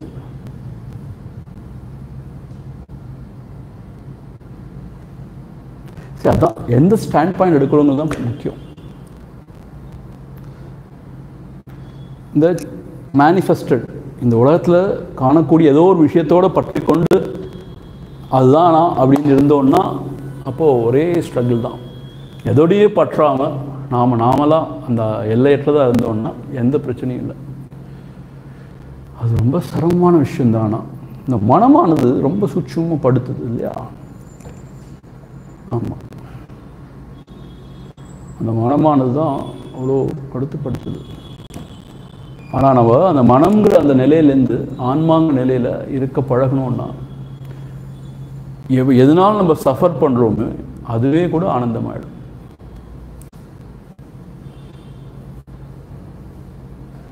ஸ்ரீ காஞ்சி மகாபெரியவர் ஒரு அழகான கதை சொல்லியிருக்கார். நான் இந்த முறை யூஎஸ் போயிருக்கும்போது டாலஸில் மியூசியம் ஆஃப் இல்யூஷன் சொல்லிட்டு இடத்துக்கு போயிருந்தோம். ரொம்ப அற்புதமாக இருந்துச்சு. அதில் என்னன்னு கேட்டால் ஒரு செட்டப் வச்சுருந்தாங்க. அதுக்குள்ளே நீங்கள் நுழைஞ்சிட்டிங்கன்னு பார்த்தா எல்லா பக்கமும் கண்ணாடி. ஸோ நீங்கள் நின்னால் எல்லா பக்கம் கிடந்து என்ன ஆகும் தெரியுமா? உங்களோட இமேஜஸ் ஆயிரக்கணக்கில் இருக்கும். 1 2 4 5 இல்லை, ஆயிரக்கணக்கில் இருக்கும். உள்ள ஏன்னா எல்லா பக்கமும் ரிஃப்ளெக்ஷன்ஸ் இருக்கு. பார்த்தா ஆச்சரியமாக இருக்கணும். நம்ம பார்க்குறோம் ஆயிரக்கணக்காக. இதுக்கு காஞ்சி மகாபெரியவர் கதை சொல்லியிருக்கார். உங்களுக்கு தெரியும் இன்றைக்கி நிறைய பேருக்கு. ஒரு ராஜா ஒரு நாயை வளர்த்துட்டு வந்தானா. அதுக்கு ரொம்ப செல்லம் கொடுத்து வந்தான். எல்லா இடத்துக்கும் அந்த நாய் போக முடியும். அவனோட அந்தப்புறத்துக்கு கூட போக முடியும். அவனோட பெட்லேயே படுத்துக்க முடியும் அப்படி அந்த ராஜா. ஆனால் என்னென்னா ராஜா எப்போ வெளில கிளம்பும்போது ரொம்ப அலங்காரம் பண்ணிட்டு கிளம்புவார் இல்லையா? அப்போது ரூம்குள்ளே நுழைஞ்சு வெளில வருவார். அந்த ரூம்குள்ளே மாத்திரம் அந்த நாயை விடவே மாட்டார். இந்த நாய்க்கு ஒரே இது, ஏன் அதில் மாத்திரம் என்னை விட மாட்டேங்கிறார், அதில் என்ன இருக்குது ரகசியம், அதை பார்க்கணும் தெரிஞ்சுக்கணும். இந்த நாய்க்கு ஒரே இது. ஆனால் ராஜா அனுமதிக்கவே மாட்டார். நாளைக்கு என்னாச்சா ராஜா வெளில கிளம்பி போனோம்னா அது அந்த கதவை சரியாக சாப்பிட்டார். பாதிதான் சாத்தி அவசரத்தில் போயிட்டார். இப்போ நாய் நினச்சி இன்னைக்கு நான் பார்த்தேன் உள்ள என்ன இருக்குன்னு சொல்லிட்டு நாய் உள்ளே ஓடிடுச்சு. பார்த்தா ஆயிரக்கணக்கான நாய் வளர்க்குறாரு அந்த ராஜா. இந்த நாய் இப்போதான் புரிஞ்சு, ஓ இதுதான் உள்ள விட மாட்டேங்கிறாரா இந்த ராஜா, என்னை தவிர இன்னும் ஏகப்பட்ட நாயை வளர்க்குறாரா இவரு. அது இந்த நாயை பார்த்தா கோவம் வந்துச்சு. தனக்கு போட்டியா அன்னைக்கு இந்த நாய்கள்லாம் குலைக்க ஆரம்பிச்சு. பார்த்தா அது எல்லா நாயும் குலைக்க ஆரம்பிக்குது. இந்த நாய் குலைக்க ஆரம்பிச்சா எல்லா நாயும் குலைக்க ஆரம்பிக்குது. இது போய் ஓடி போய் முட்டுது. எல்லா நாயும் ஆக்ரோஷமாக சண்டை போடுது. இப்படி இந்த நாய் எல்லா நாயும் சண்டை போட்டு அடிச்சு புட்டிச்சு கொஞ்ச நேரத்தில் செத்தே விழுந்து. அதே ராஜா அந்த ரூம்குள்ளே போனார்னா எவ்வளோ ஆனந்தப்படுறார். ஏன் தன்னுடைய ரிஃப்ளெக்ஷன் தான் எல்லாம் அவருக்கு தெரியுங்கிறதுனால தன்னுடைய இன்னும் கொஞ்சம் அலங்காரத்தை சரி பண்ணிக்கிறார். தன்னையை பார்த்து பூரிப்படைகிறார். நான் தான் எல்லாமா இருக்கேன்னு தெரிஞ்சால் எவ்வளோ ஆனந்தம். அப்படி இல்லை, வேற ஏதேதோ எனக்கு போட்டி, எனக்கு இது அது அப்படி இப்படி சொன்னால் எல்லாத்தோடையும் சண்டை தான், மனக்குழப்பம் தான் இல்லையா? அந்த நாய்க்கு எப்படி ஒரு ஆவேசம். ஸோ உண்மையிலே என்னன்னு கேட்டால் எல்லாமே நம்மளுடைய ரிஃப்ளெக்ஷன் தான். நாமளே தான் இருக்கோம், வேற எங்கே யாரும் இல்லை. ஆனால் இதெல்லாம் வேற அந்நியமாக பார்க்க ஆரம்பித்தோன்னா, வேறையே பார்க்க ஆரம்பிச்சோன்னா எப்பயுமே ஒரு சஞ்சலம் தான், தகராறு தான், சண்டை தான், சச்சரவு தான். இதுதான் நியாயமான உண்மை. ஸோ ஆக இப்போ இந்த ராஜா போய் என்ன செய்யணும்? கண்ணாடிலாம் உடைச்சி போடணுமா? இல்லை ஒவ்வொரு அந்த பிரதிபிம்பத்தை எடுத்து ஒடுக்கணுமா தனக்குள்ள அவர்? இந்த ராஜா என்ன செய்யணும்? இந்த பிரதிபிம்பத்தை ஒன்னொன்னையா எடுத்து தனக்குள்ள அப்படியே ஒடுக்கிக்கணுமா? தேவையே இல்லை. அந்த பிரதிபிம்பத்தில் உள்ள ராஜாக்கெல்லாம் உண்மையிலே இல்லை, ஆனால் இருக்கிற மாதிரி இருக்கு. ஆனால் தான் தான் அப்படியும் இருக்கு. இது ராஜாவுக்கு தெரிஞ்சதுனால அவர் ஆனந்தமா இருக்கார். அவருக்கு எந்த ஸ்ட்ரகிளும் கிடையாது. இவ்வளோ ஆகிட்டேன் நான் திடீர்னு எப்படா இவ்வளோ ஆனே, எல்லாம் கன்ஃபியூஷனாக இருக்குது, எல்லாத்தையும் ஒடுக்கு அப்படி ஒடுக்கெல்லாம் ஒன்றும் வேண்டாம். அவர் ஆனந்தமாக எல்லாத்தையும், ஆனால் அவருக்கு என்ன தெரியும், தான் தான் அப்படி இருக்கும்னு தெரியும். அப்படி ஆன்ம ஸ்வரூபத்தில் நடைபெற்று இருக்கும் பொழுது எல்லாம் தானே இருக்கும்போது எதையும் எதோட ஒடுக்க என்ன அவசியம் இருக்கு? அதே இந்த நாயினா என்னாச்சு, அதுக்கு எல்லாம் வேறையாக தெரியுது, தனக்கு போட்டியாக தெரியுது, சஞ்சலம் உண்டாது, சண்டை போடுது, அடிச்சு பிடிச்சி ஆக கிடையாது. This is how it is. அப்போ இந்த நாய்க்கு என்ன அர்த்தம்? இந்த நாய் என்ன செய்யுது? எப்படியா எல்லா நாயும் ஒழிச்சிடணும்னு பார்க்குது. ஏன்னா நாய் அந்த மற்ற நாய்களால துன்புறுது. அது காரணம் மற்ற நாய்களே இல்லையே, நாயோட அஜ்ஞானம் தான். ஆக்சுவலாக மற்ற நாய்களே கிடையாது இல்லையா? இப்படிப்பட்ட அழகான கதை பாருங்க.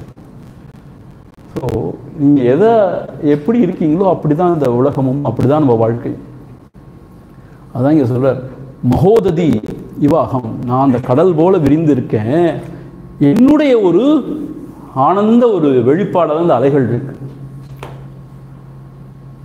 அப்போது அதை நான் என்ன செய்யணும்? நான் கடலாக இருந்து அதை ஆனந்தமாக பார்த்தேன்னா நான் ஒன்றுமே செய்ய தேவையில்லை. ஆனால் கடலுக்கு அந்நியமாக இருந்து ஐயோ அலையா இப்படி வந்துட்டே இருக்கே போயிட்டே இருக்கே என்ன செஞ்சிருமோ தெரியாதே, சுனாமி வந்துடுமோ அப்படியோ இப்படியோன்னு கவலையாக இருந்தால் அப்போ ஏதாவது செஞ்சு ஆகணும் அலைகள். ஆக இப்படி என்னுடைய ஞானம் இருக்கும் பொழுது எதனை விடுவது, எதனை பிடிப்பது, எதனோடு எதனை ஒடுக்குவது அப்படின்னு கேட்குறார். சரியா? இப்போ இந்த கடல் அலைன்னு சொன்ன பிறகு அதான் நான் ஏற்கனவே சொன்னது தான். கடல் அலைன்னு சொன்னால் கடல் அலைன்னா அப்போ ரெண்டு இருக்கோ? உண்மையிலேயே அலை அலையாக தோன்றுதா அந்த உலகம், இந்த கடல் அப்படிங்கிற கொஸ்டின் வரணும். அதெல்லாம் இல்லவே இல்லை, தோன்றவே இல்லை, தோன்ற மாதிரி ஒரு மயக்கம் தாங்கிறதுக்காக அடுத்த செய்யுள். அகம் சுக்தி சங்காஷஹ ரூப்யவத் விஸ்வகல்பனா இதி ஞானம் ததைதஸ்ய நத்யாகோ நக்ரஹோ லயஹ அகம் சுக்தி சங்காஷஹ ரூப்யவத் விஸ்வகல்பனா இதி ஞானம் ததைதஸ்ய நத்யாகோ நக்ரஹோ லயஹ.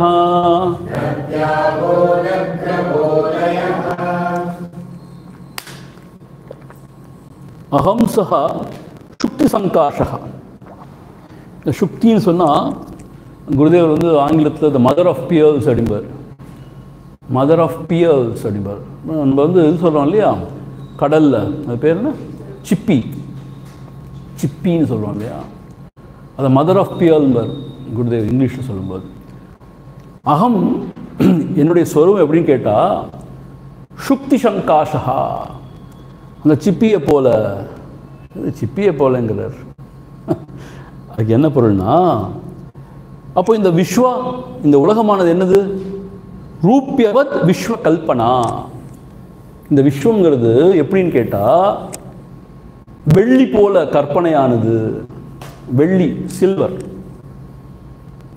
இப்போ இது என்ன, இந்த உபமானம், ஒரு கடல் கரையில் நம்ம அப்படியே விளையாடிட்டு இருக்கும்போது திடீர்னு பார்த்தா ஒரு வெள்ளி மின்னிட்டு இருக்கிற மாதிரி இருக்கும், சில்வர்.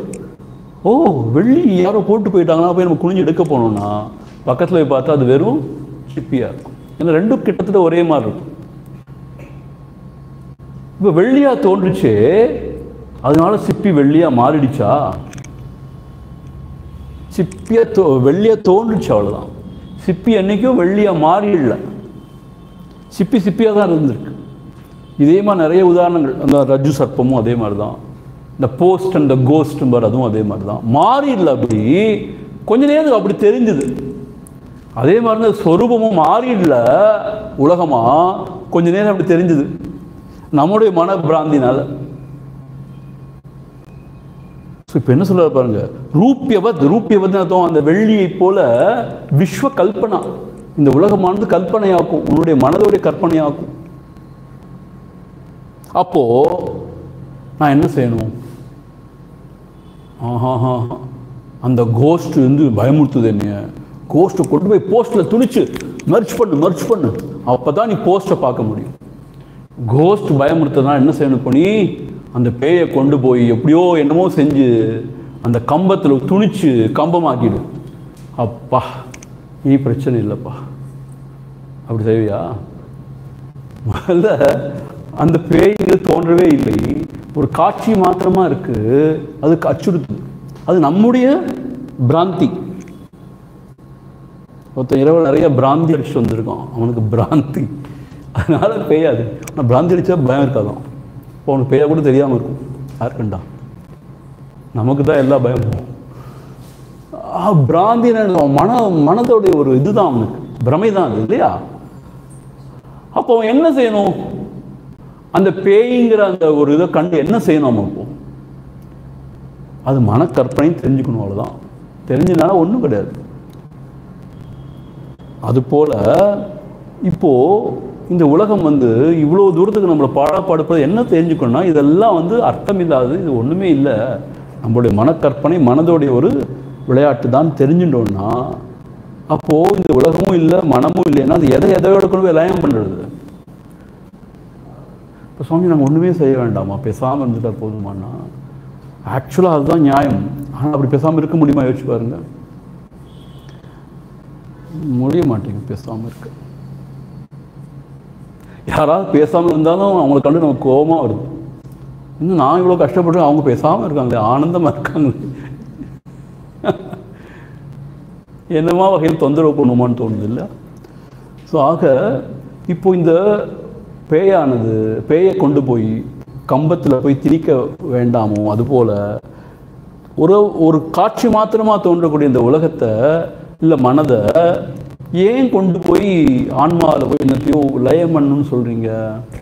அதெல்லாம் ஒன்றும் தேவையில்லை. எதை பிடிக்கிறது? எல்லாம் போய் சொன்னால் எதை பிடிக்கிறது? விர்ச்சுவல் அப்படி சொல்லிட்டா எல்லாமே விர்ச்சுவல்னு என்ன அர்த்தம்? ஒன்றுமே செய்ய முடியாது, பிடிக்கவும் முடியாது, விடவும் முடியாது. அதை கொண்டு போய் எங்கேயோட போய் மர்ஜும் பண்ண முடியாது. விர்ச்சுவல்னு உங்களுக்கு புரியுதா? இந்த காலத்தில் விர்ச்சுவல் வேர்ல்டு எல்லாருக்கும் தெரியும் தானே. It's not real, it's virtual, falls.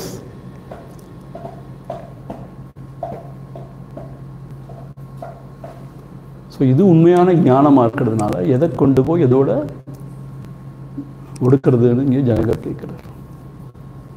சரி சுவாமி, இந்த மாதிரியான கருத்துக்கள்லாம் நமக்கு எந்த விதத்தில் உதவ போகுது நம்ம இருக்கிற இந்த நிலைமையிலன்னு கேட்டால், மேபி நம்ம இருக்கிற இந்த நிலைமையில் உதவாமல் இருக்கலாம். ஆனால் மனசு வந்து முதிர்ச்சி அடைய ரொம்ப உயர்நிலையை போக போக நம்ம அறியாமல் நமக்கு இந்த மாதிரி தான் உணர்வு ஏற்படும் நான் நம்புகிறேன். ஸோ அதான் சொல்கிறேன், தெளிவு தான் வந்து குருவுடைய பிரசாதம்னு சொல்கிறோம் இல்லையா. நல்ல தெளிவு அதிகமாக நம்முடைய முயற்சி, நம்முடைய சிரமங்கள்லாம் குறையும் சாதனையில். ஸோ நல்ல தெளிவு இருந்துச்சுன்னா முயற்சி ரொம்ப இல்லாமல் போயிடும்.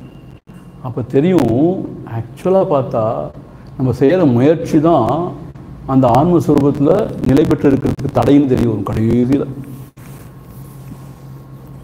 இப்போ முயற்சியை விட்டால் தூங்கி போயிடுவோம், ஒரே டல் ஆகிடுவோம், இதே உலகத்தில் உழந்துட்டு இருப்போம். முயற்சி பண்ண தான் வேண்டியிருக்கு. அப்புறம் ஒரு நிலை வரும், இந்த முயற்சி தான் பார்த்து அடையணும், அது கடைசி நிலை. அப்போது அந்த முயற்சி அற்று இருப்பான் இல்லையா, அந்த நிலையை சொல்கிறார். இப்போ சில பேருக்கு நான் சொல்லுவேன், இந்த மாதிரி பகவான் சொல்லியிருக்கார், நான் யாருன்னு விசாரித்து நான்லேயே மனசை வச்சுருந்து நான் ஒடுங்கிடும் அப்படின்னு. நிறைய பேர் சொல்லுவாங்க, எனக்கு ஏற்கனவே ஒன்றுமே நான் இருக்கிற மாதிரியே தெரியலையே, நானும் ஒடுக்கிற மாதிரியோ ஒடுங்க வேணுங்கிற மாதிரியே தெரியலையே, ஒன்றுமே இல்லாமல் சுகமாக தானே இருக்கேன், நல்லா இருக்கேன் இப்பயே, அப்போ எதுக்கு நீங்கள் ஒடுக்க சொல்கிறீங்க, எதோட ஒடுக்க சொல்கிறீங்க? இப்போ நான் இதை தான் யோசிப்பேன், அஷ்டோக்கர் லெவலில் இருக்காங்களோ இவங்கெல்லாம், நாம தான் தப்பாக பேசிகிட்டு இருக்கோமோ அப்படின்னு எனக்கு தோணும். எனக்கு அஷ்டோக்கர் லெவலில் இருக்காங்க இவங்கெல்லாம். இருக்கலாம், யாருக்கு தெரியும், யாருமே சொல்ல முடியாது, யாரை பற்றி யாருமே கமெண்ட்டே பண்ண முடியாது. ஏன்னா எது வேணால் எப்படி வேணால் இருக்கலாம். நமக்கு தான் சில சமயம் அஜ்ஞானத்தில் ஏதோ பண்ணிகிட்டு இருக்கோமோன்னு இருக்கும் சில சமயம். யாருக்கு எப்படிப்பட்ட ஞானம் இருக்குன்னு ஒன்றும் தெரியாது. அதான் உண்மை, அதுதான். ஸோ இது ரொம்ப உயர்ந்த நிலையில் இதுதான் சரி. அப்போ இந்த வருஷத்துடைய பிரயோஜனம் என்ன? ஆக்சுவலாக தோன்றியுள்ள உலகம் தோன்ற மாதிரி ஒரு காட்சி தான். இதை விவர்த்தம்ங்கிற அத்வைத வேதாந்தத்தில் இது ரொம்ப முக்கியமாக சொல்லுவாங்க. இந்த இவங்கிற வார்த்தையை பயன்படுத்திகிட்டே இருப்பார் ஆதிசங்கர் தன்னுடைய பாஷ்யத்தில் பூரா. இவன்னா ஆசிஃப், தோன்றின மாதிரின்னு சொல்ல, தோன்றியல தோன்றின மாதிரின்னு சொல்லிட்டே இருப்பார். அந்த மாதிரி இதை பார்க்கணும் நம்ம. அஹம் வா சர்வபூதேஷு சர்வபூதான்யதோ மயி இதி ஞானம் ததைதஸ்ய ந த்யாகோ ந க்ரஹோ லயஹ அஹம் வா சர்வபூதேஷு சர்வபூதான்யதோ மயி इति ज्ञानं तथैतस्य न त्यागो न ग्रहो लयः अहं वा सर्वभूतेषु நானேதான் எல்லா உயிர்களிலும் இருக்கிறேன். சர்வபூதேஷு எல்லா உயிர்களிலும். அகம் வா நானே தான் எல்லா உயிர்களுக்கும் நீக்கம் நிறைஞ்சிருக்கேன். சர்வபூதானி அதஹாமயி எல்லா பூதங்களும் எல்லா உயிர்களும் ஸ்வரூபங்கிற அந்த பிரம்மத்திலேயே அந்த பரமாத்மாவிலேயே தான் நிலை பெற்று இருக்கு. இப்படி இருக்கும் பொழுது இது ஞானம் ததா இப்படி இருக்கும் பொழுது இதுதான் என்னுடைய ஞானமாக இருக்குது, இதுதான் உண்மையான ஞானமாக இருக்கும் பொழுது தஸ்ய தஸ்ய ந தியாகோ ந கிரஹோ அயஹா எதை விடுவது எதை பிடிப்பது எதனை எதனோடு ஒடுக்குவது. என்ன அர்த்தம்னா இங்கே குருதேவர் ரொம்ப அழகாக சொல்லியிருக்கார். நம்மளுடைய சாஸ்திரத்தில் எப்பயுமே இந்த பரம்பொருளை பற்றி சொல்லும் பொழுது it is at the same time transcendental and இம்மனன்ட்டுமாங்க. டிரான்சென்டென்டல் எதுக்கு எல்லாத்துக்கும் அப்பாலன்னு சொல்லுவாங்க. ஓஹோ அப்பால தானா நினச்சா இல்லை இல்லை இல்லை, எல்லாத்தினோடும் நூக்கமல் நிறைஞ்சிருக்கு. அப்படி இருந்தாலும் அது அப்பால. இப்போ ஒரு உதாரணம் சொன்னால் உங்களுக்கு தெரியும். இந்த உதாரணம் தாங்க எல்லாம் வச்சு தான் எல்லாம் புரிஞ்சுக்கிறோம். நம்ம இப்போ ஒரு பாம்பை பார்க்குறோம், ஆனால் கயிறு தான் உண்மை. பாம்பு தான் கயிறா? அதுக்கு அப்பால. பாம்புக்கும் கயிறுக்கு சம்மந்தமே கிடையாது, அதுக்கு அப்பாலன்னு சொல்லிடும். கயிறு வந்து பாம்பு கிடையாது, அப்பால, அது பியாண்ட். பாம்புக்கு அது சம்மந்தமே கிடையாது சொல்லிடுவோம். ஆனால் பாம்பை பார்க்கும்போது அதில் ஒவ்வொரு அணுவும் நம்ம எதை பார்க்குறோம்? கயிறை தான் பார்த்து கொண்டே இருக்கோம். ஆக்சுவலாக நம்ம பார்க்குறது என்னவோ கயிறை தான் பார்த்துட்டு இருக்கோம். நம்ம மனசு தான் ஒரு விகாரம் ஏற்படுது, இது பாம்போ அப்படின்னு, பாம்பு அப்படின்னு. ஓ பாம்பு பாம்புன்னு பயப்படுறோம் இல்லையா? அப்போ சொல்லுவாங்க பாம்புக்கும் அதுக்கும் சம்மந்தமே இல்லைங்கிறாங்க. இப்போ அதிஷ்டானமாகிய அந்த அந்த கயிறு இல்லவே இல்லைன்னா பாம்பு தெரியுமான்னு தெரியவே தெரியாது. ஸோ நம்ம பார்த்து கொண்டிருக்கும் பொழுதே பாம்பை எதை பார்க்குறோம்? அணு அணுவா பாம்போட ஒவ்வொரு அணுவும் எதை பார்க்குறோன்னா கயிறை தான் பார்க்குறோம். அதான் இம்மனன்ஸ்.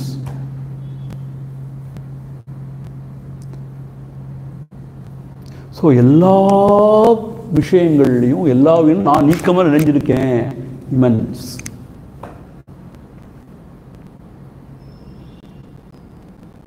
ஆனால் இவையெல்லாம் வேற வேற வேற வேற கிடையாது, எல்லாமே ஸ்வரூபம் தான்.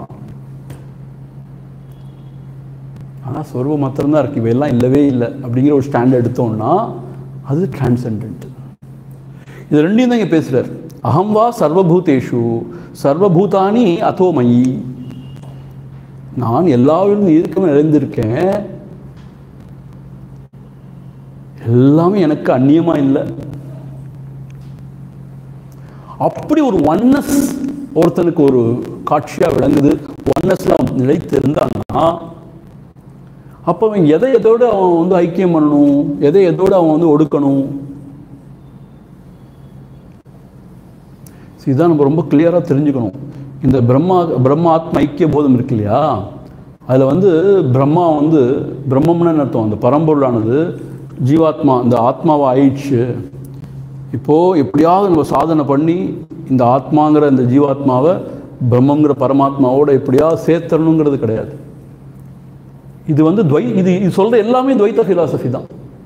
சரி, நம்ம நிறைய சமயத்தில் நம்ம எது துவைதம் எது நம்ம தெரியாமல் நல்லது ஆக்சுவலாக. ஏன்னா அது இக்னோரன்ஸ் இஸ் பிளிஸ் மாதிரி சில சமயம் ரொம்ப நல்லது.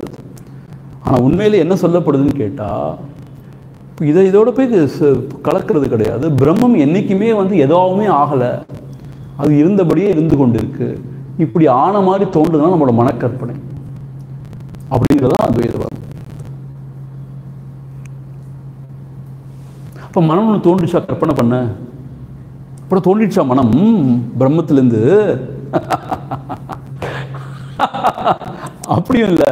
அப்புறம் நான் ஒன்றுமே இல்லைங்க, நீ தானே சொல்கிற உலகத்தை பார்க்குறேன் அதுக்காக உனக்காக சொல்ல வேண்டியிருக்கும் சமாதானம் இல்லை மனக்கற்பனைன்னு. பிரம்மத்தையே பார்த்துட்டேன்னா மனத்தை பற்றியும் பேச வேண்டாம், கற்பனை பற்றியும் பேச வேண்டாம், எதை பற்றியும் பேச வேண்டாம். நீ தான் உலகத்தை பார்த்து மாலகாப்ப மனக்கற்பனையும் சொல்ல வேண்டியிருக்கு. You understand what I'm saying? கயிறை மாத்திரம் பார்த்துட்டு ஆனால் ஒன்றுமே சொல்ல வேண்டியதில்லை. பாம்புன்னா பாம்பு மணக்கிறப்பன்னு சொல்ல வேண்டியிருக்கு, வேற என்ன சொல்ல வேண்டியிருக்கு? இப்போ குருநாதர் பார்க்குற மாதிரி அவனுமே பிரம்மத்தையே பார்த்துட்டான்னா கேள்வி பதிலே கிடையாது, எல்லாரும் அமைதியாக உட்காந்துருக்க வேண்டியதான்.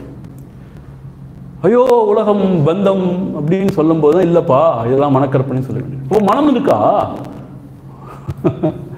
மானசம் துக்கிம் மார்கனே கிருத்தே நைவ மானசம் மார்கார்ஜவாத். மனதின் உருவை மறவாது சாவ மனமென ஒன்றில்லை உந்தி பர மார்க்க நேர் ஆர்க்கும். நம்ம மனமும் ஒன்றும் இல்லைங்கிறப்ப எல்லாம் மனக்கற்பனை என்னதான் இருக்கு? ஒன்றுமே இல்லைங்கிறாங்க. ரொம்ப கஷ்டம் இது. எப்படி இந்த மாதிரி ஒரு லெக்சருக்கு எல்லாரும் உட்கார சொல்றது சொல்லுங்க பார்ப்போம். ரொம்ப கஷ்டம் இது. ராமாயணம் மகாபாரதம் மாதிரி இருந்தால் பரவாயில்ல, ஏதோ நல்ல விஷயம் சொல்கிறாங்க கேட்டுக்கலாம். இந்த மாதிரி ஒரு ஃபிலாசபி எடுத்து பேசினா என்னதான் செய்யறது? பேசுறவருக்கே புரியுதா? நிறைய பேருக்கு ஆச்சரியமா இருக்கும். புரியுதா உண்மை?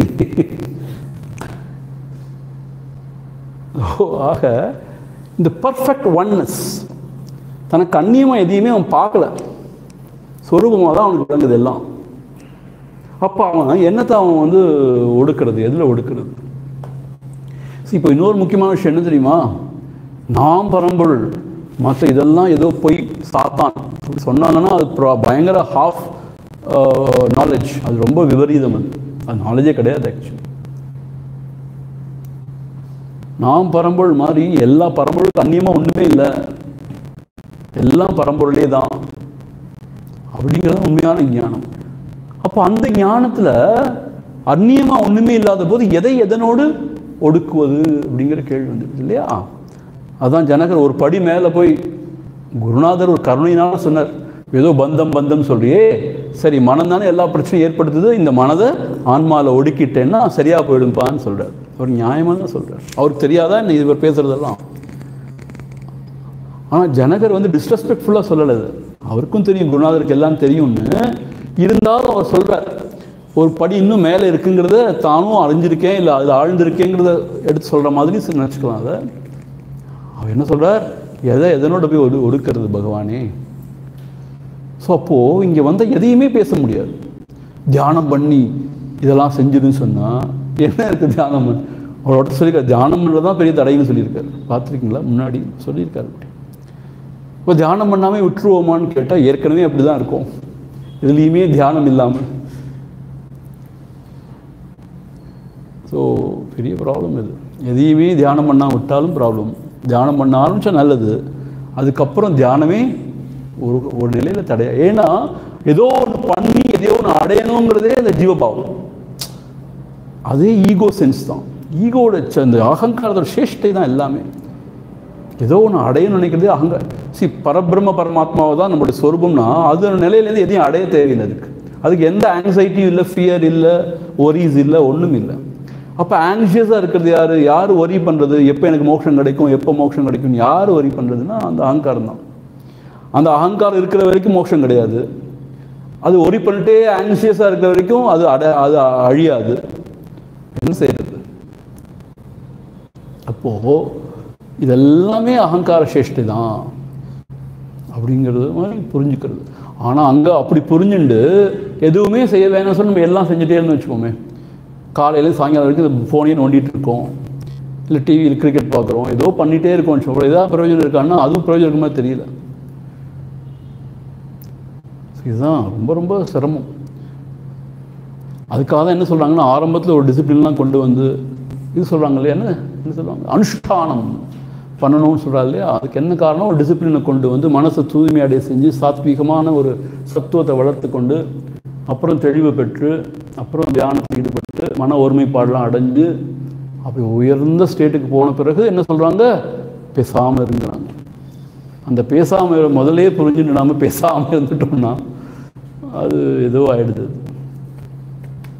ஆனால் திருப்பி ஆனாலும் ஏன் சொல்கிறேன்னா, ஒரு நல்ல ஸ்திரமான ஒரு சாதகன் இதை நுணுக்கமாக புரிஞ்சுட்டு பேசாமல் இருந்துட்டான்னா அவன் வேறு எதுவுமே செய்ய தேவையில்லை. அப்படி இல்லவங்க லட்சத்தில் கோடியில் ஒருத்தங்க தான் அப்படி இருப்பாங்க, ஏதோ பகவானை போல். அப்படி மற்றவங்க எல்லாரும் they have to go through the millங்கிற மாதிரி ஆகிடுது. சரி, இப்படிலாம் சொல்லியாச்சு. அப்புறம் விடுறதா இல்லை யார்? ஜனகர் அடுத்த சாப்டர் அவரே தான் பேசுகிறார். இப்போ பாருங்கள், சிஷ்யர் வந்து குரு பேசுறதுக்கே இடம் கொடுக்க மாட்டேங்கிறார், வாயவே மூட மாட்டேங்கிறார். இப்போ ஆக்சுவலாக யாருக்கு உபதேசம் கொடுக்குறா? அஷ்டவக்ரர் ஜனகருக்கு ஆக்சுவலாக உபதேசம் கொடுத்துட்டு இருக்காருன்னு பேர். பார்த்தா இப்போ ஜனகர் தான் பேசிகிட்டே இருக்கார். ஜனகவாச்ச அடுத்த சாப்டரா 7th சாப்டர். அதை வந்து குருதேவர் வந்து த ட்ராங்குவைல் செல்ஸ், அந்த அது பேர் அமைதியான ஒரு அபோர்ட், ஒரு பதங்கிறத இங்கே சொல்ல போகிறார். ஜனகவாச்ச மய்யனந்தமஹாம்போதௌ விஸ்வபோதயிதஸ்ததः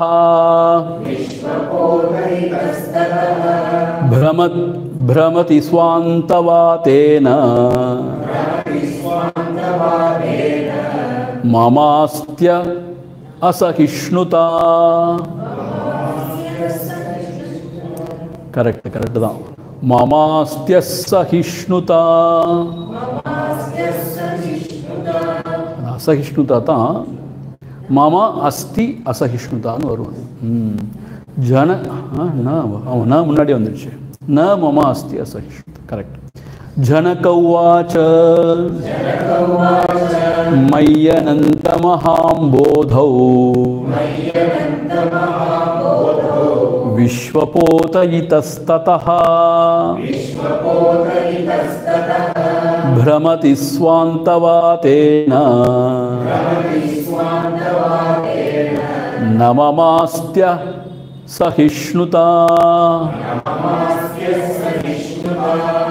இப்போ ஜனகர் திருப்பி என்ன சொல்கிறார்?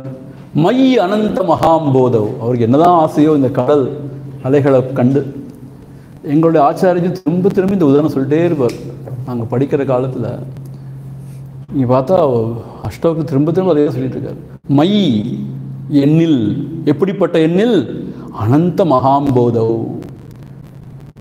எல்லையில்லாது விரிந்து இருக்கின்ற சமுத்திரமாகிய எண்ணில். அப்படி மை அனந்த மகாம்போதோ விஸ்வபோதயிதஸ்ததः. விஸ்வபோத அப்படின்னு அர்த்தம், அதாவது இந்த கப்பல் அல்லது கலன்னு சொல்லுவோம் இல்லையா, அப்படிப்பட்ட இந்த உலகமானது இங்கும் அங்கும் அலைக்கழிந்து கொண்டிருக்கிறது. இதஸ்ததः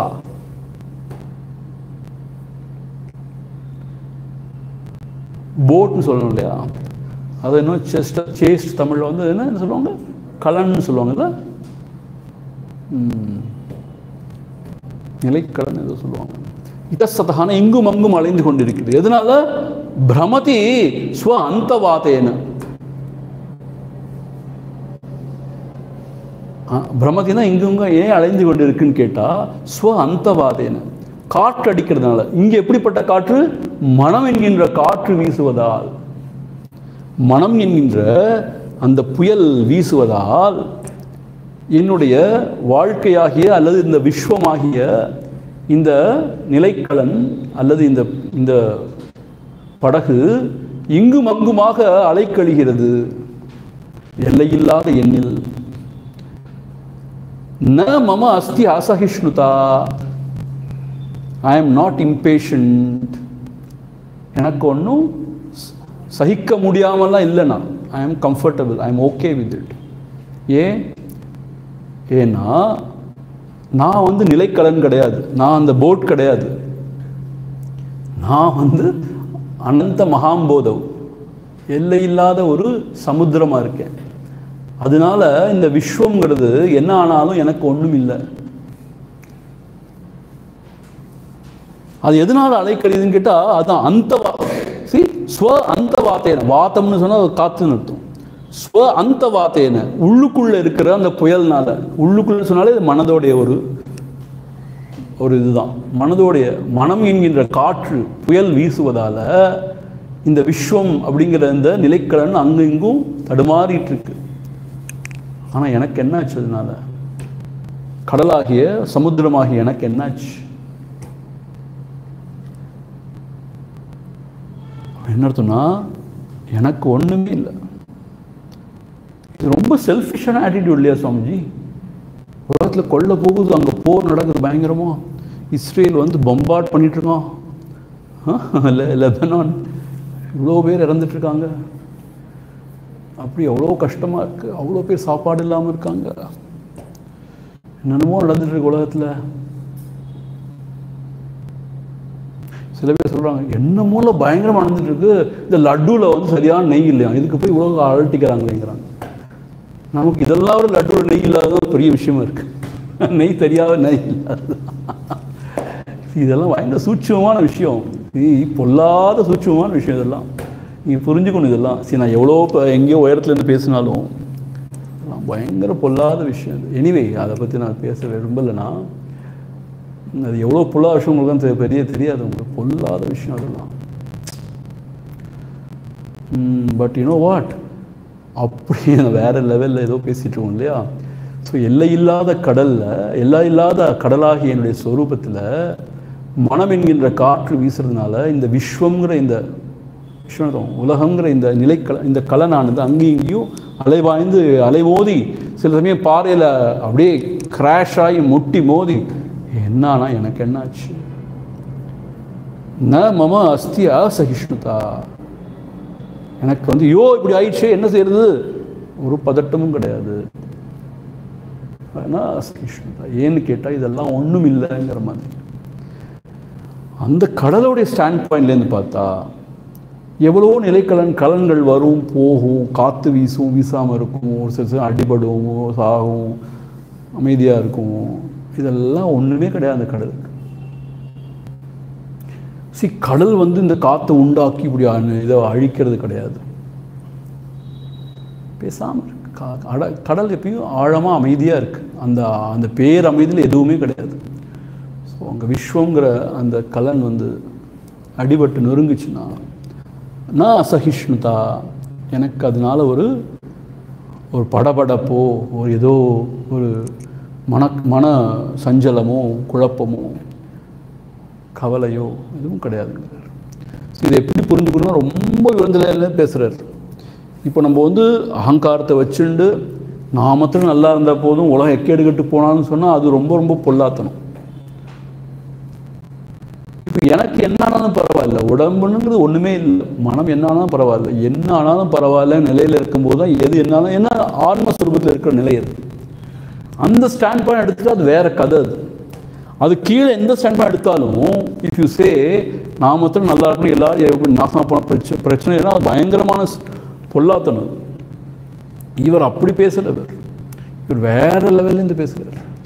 ஏன்னா இதெல்லாம் கனவு போல். அதான் பகவான்கிட்ட வந்து கேட்டாங்களாம், இந்த 2வது உலக யுத்தம் நடந்துட்டு இருந்துச்சு, இவ்வளோ பேர் மாண்டு இவ்வளோ ஆகுதே என்ன செய்யறது, நீங்கள் உங்களுக்கு ஒன்றுமே செய்யணும்னு தோணலையான்னு. ஃபர்ஸ்ட் என் கனவுல ஏதாவது வந்து நான் என்ன செய்யணும்னு கேட்டாராம். என் கனவுல என்ன நடந்துட்டு இருக்குன்னா நான் என்ன செய்யணும் அப்படின்னு கேட்டாராம். அந்த மாதிரி நிலைமையில் அவங்க இருக்காங்க அவங்க. ஸோ அதுதான் இங்கே சொல்கிறார் பாருங்க, எல்லையற்ற அந்த சமுத்திரமாகிய எண்ணில் ஸ்வ அந்த வாத்தேன மனம் என்கின்ற காற்றால் விஸ்வம் என்று ஒன்று தோன்றி அலைக்கழிந்து கொண்டிருக்கும் பொழுது ந மம அஸ்தி அசகிஷ்ணுதா, எனக்கு வந்து உள்ள வந்து ஒரு பெரிய ஒரு போராட்டமோ குழப்பமோ ஒன்றும் கிடையாது. அதான் ட்ராங்குவைல் செல்ஃப்ங்கிற டாப்பிக்கில் சொல்கிறார் பாருங்க, ஆழமாக அமைதியாக தான் இருக்கேன் அப்படிங்கிறார்.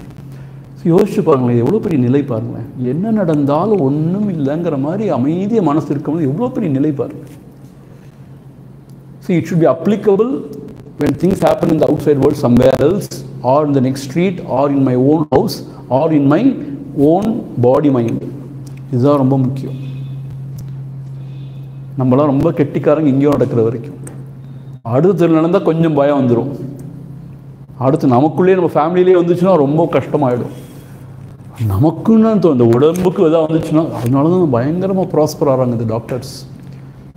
ஏன் இவ்வளோ பணம் சம்பாதிக்கிறாங்க?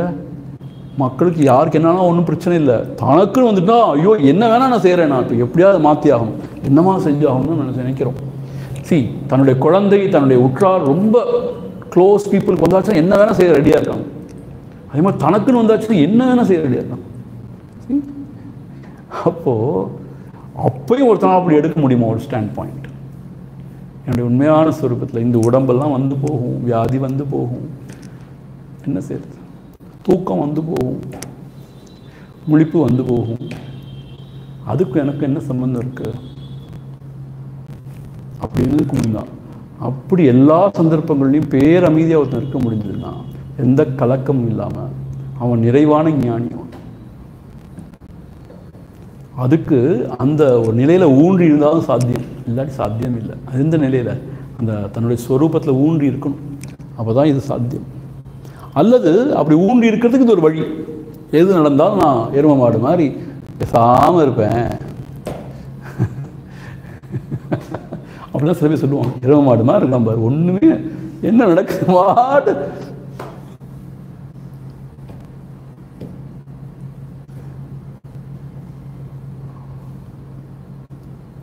அசகிஷ்ணுதா, எனக்கு ஒன்றும் இதில் ஒரு சகிப்புத்தன்மை இல்லாமல் போயிடல அப்படிங்கிற மாதிரி ஒரு இதை யூஸ் பண்ணியிருக்கார், ஒரு ஃப்ரேஸை யூஸ் பண்ணியிருக்கார். மையனந்த மகாம்போதௌ ஜகத்வீச்சி ஸ்வபாவதः உதேது வாஸ்தமாயாது न मे वृद्धिर्न चक्षतिः मय्यनन्त महाम्बोधौ जगद्वीची स्वभावतः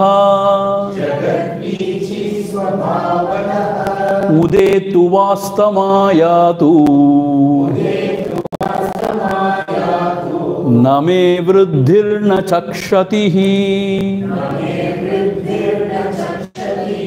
मयि अनंत महाம்போதோ, எல்லையில்லாத சொரூபமாகிய எண்ணில், எல்லையில்லாத அந்த பெரும் கடலாகிய எண்ணில், ஜகத் வீச்சி ஸ்வபாவதா உதேது, உலகம் என்கின்ற அலை, ஜகத் வீச்சி உலகம் என்கின்ற அலை, ஸ்வபாவதா அதனுடைய ஸ்வபாவம் என்னவோ அதனால, உதேது எழுகிறது, வ அஸ்தமாயாத்து பிறகு ஒடுங்குகிறது.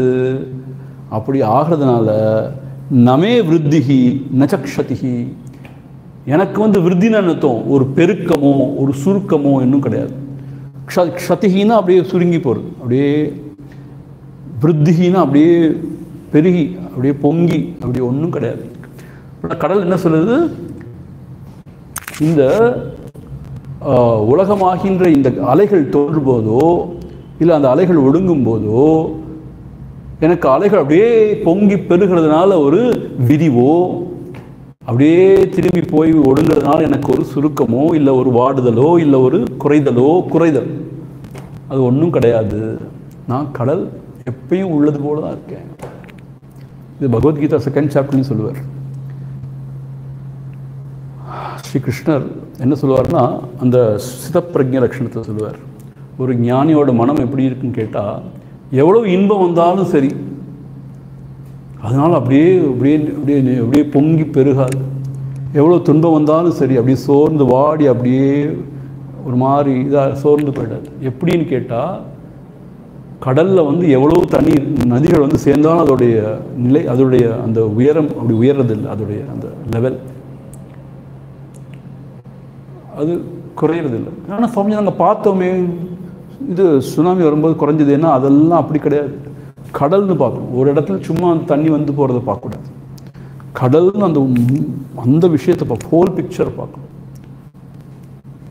ஸோ அப்படி பார்க்கும் பொழுது எனக்கு இந்த உலகங்கிற அலைகள் தோன்றும் போதோ அல்லது அந்த உலகங்கிற அலை ஒடுங்கும் போதோ அதனால் எனக்கு விருத்தி, எனக்கு ஒரு ஏதோ ஒரு பெருக்கம்ங்கிற ஒரு இதுவோ இல்லை அப்படியே சுருக்கம் சொல்லி அப்படியே தேஞ்சு போகிறதோ எதுவும் கிடையாதுங்கிறதுனால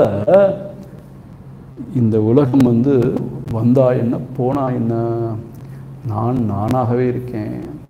ஆனால் இந்த உலகம் போகிறது கூட ஒரு மனமயக்கம் தானே ஒழிய அது உண்மையிலே இல்லைங்கிறதுனால எனக்கு ஒன்றும் கிடையாது. நான் எப்பயும் அந்த பரமாத்மாவிலே திளைத்திருக்கிறேன், அந்த பூர்ண பரமாத்மாவிலே திளைத்திருக்கிறேன், அந்த பேர் அமைதியிலேயே ஊன்றி இருக்கிறேன் அப்படின்னு பகவான் சொல்றார். இதுதான் ஜனகர் சொல்றாரு.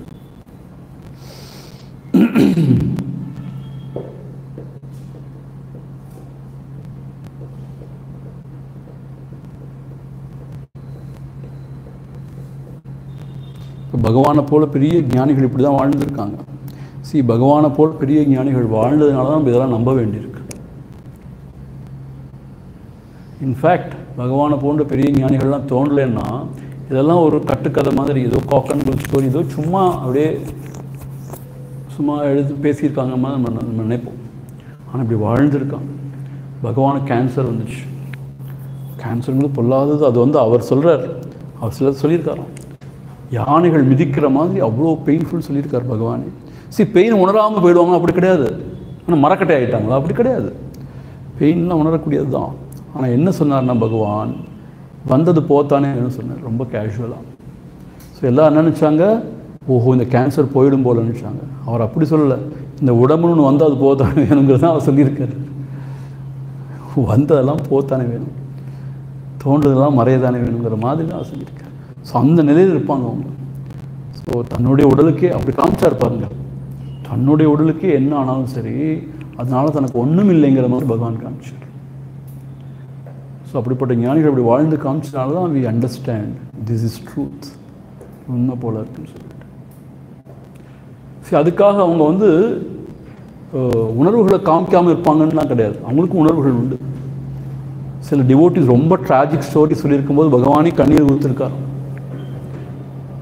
அதே மாதிரி பகவான் சில இந்த கதைகள்லாம் படிக்கும்போது, இந்த பாகவதம் போல் சில அந்த அருணாச்சல புராணம் கதை படிக்கும்போது ரொம்ப சின்ன குழந்தை போல் ரொம்ப உற்சாகமாக இருப்பார் பகவான். ஒரு முறை அப்படி தான் சொல்கிறாங்க, அந்த அருணாச்சல புராணத்தில் அந்த அம்பாள் அவள் மனித உருவத்தில் வந்துருக்கும்போது அந்த கௌதம மகர்ஷி ஆசிரமத்துக்கு வருவாளாம். அப்போது தவம் பண்ணுறதுக்காக. அப்போ கௌதம மகர்ஷி அம்பாளே வந்துட்டான்னு சொல்லிட்டு ரொம்ப உற்சாகத்தோடு வரவேற்பார். அதை படித்த உடனே அதை எழுதுகிறாங்க, பகவான் அவ்வளோ ஒரு இதாக ஆகிட்டாராம். தன்னுடைய ஆசிரமம் அம்பாளே வந்துட்ட மாதிரி அவர் ரொம்ப பூரிச்சதாக சொல்கிறாங்க. இதெல்லாம் எழுதி வச்சு தான் நம்ம படிச்சுக்கிறோம். அந்த மாதிரி அவர் தான் சொன்னாராம், இந்த மாதிரி கதையெல்லாம் சொல்கிறவங்க தன் நெஞ்ச கல்லாக்கின்னு தான் சொல்கிறாங்க போல இருக்குது. அவ்வளோ நெகிழ்ச்சியாக பகவான் கண்ணில் தண்ணீர் வருவோம். இந்த கதையெல்லாம் அவ்வளோ நம்ம நினைக்கிற மாதிரி இல்லை. பகவான் ஏதோ அப்படியே ஸ்டோன் மாதிரி இருப்பான்லாம் கிடையாது.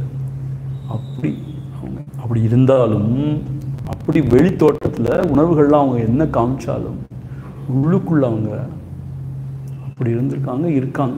அதுதான் ஞான லட்சணம். எதனால ஒன்றும் இல்லைங்கிற அந்த இருக்காங்க. அந்த மனம் அற்று போகிற நிலை அப்படிப்பட்ட நிலை அது. We will stop here. We will continue tomorrow.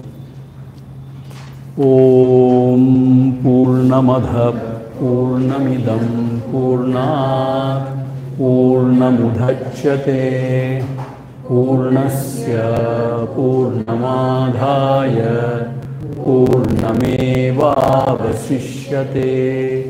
Om Shanti Shanti Shanti. Harihi Om. Shri Gurubhyo Namaha. Harihi Om.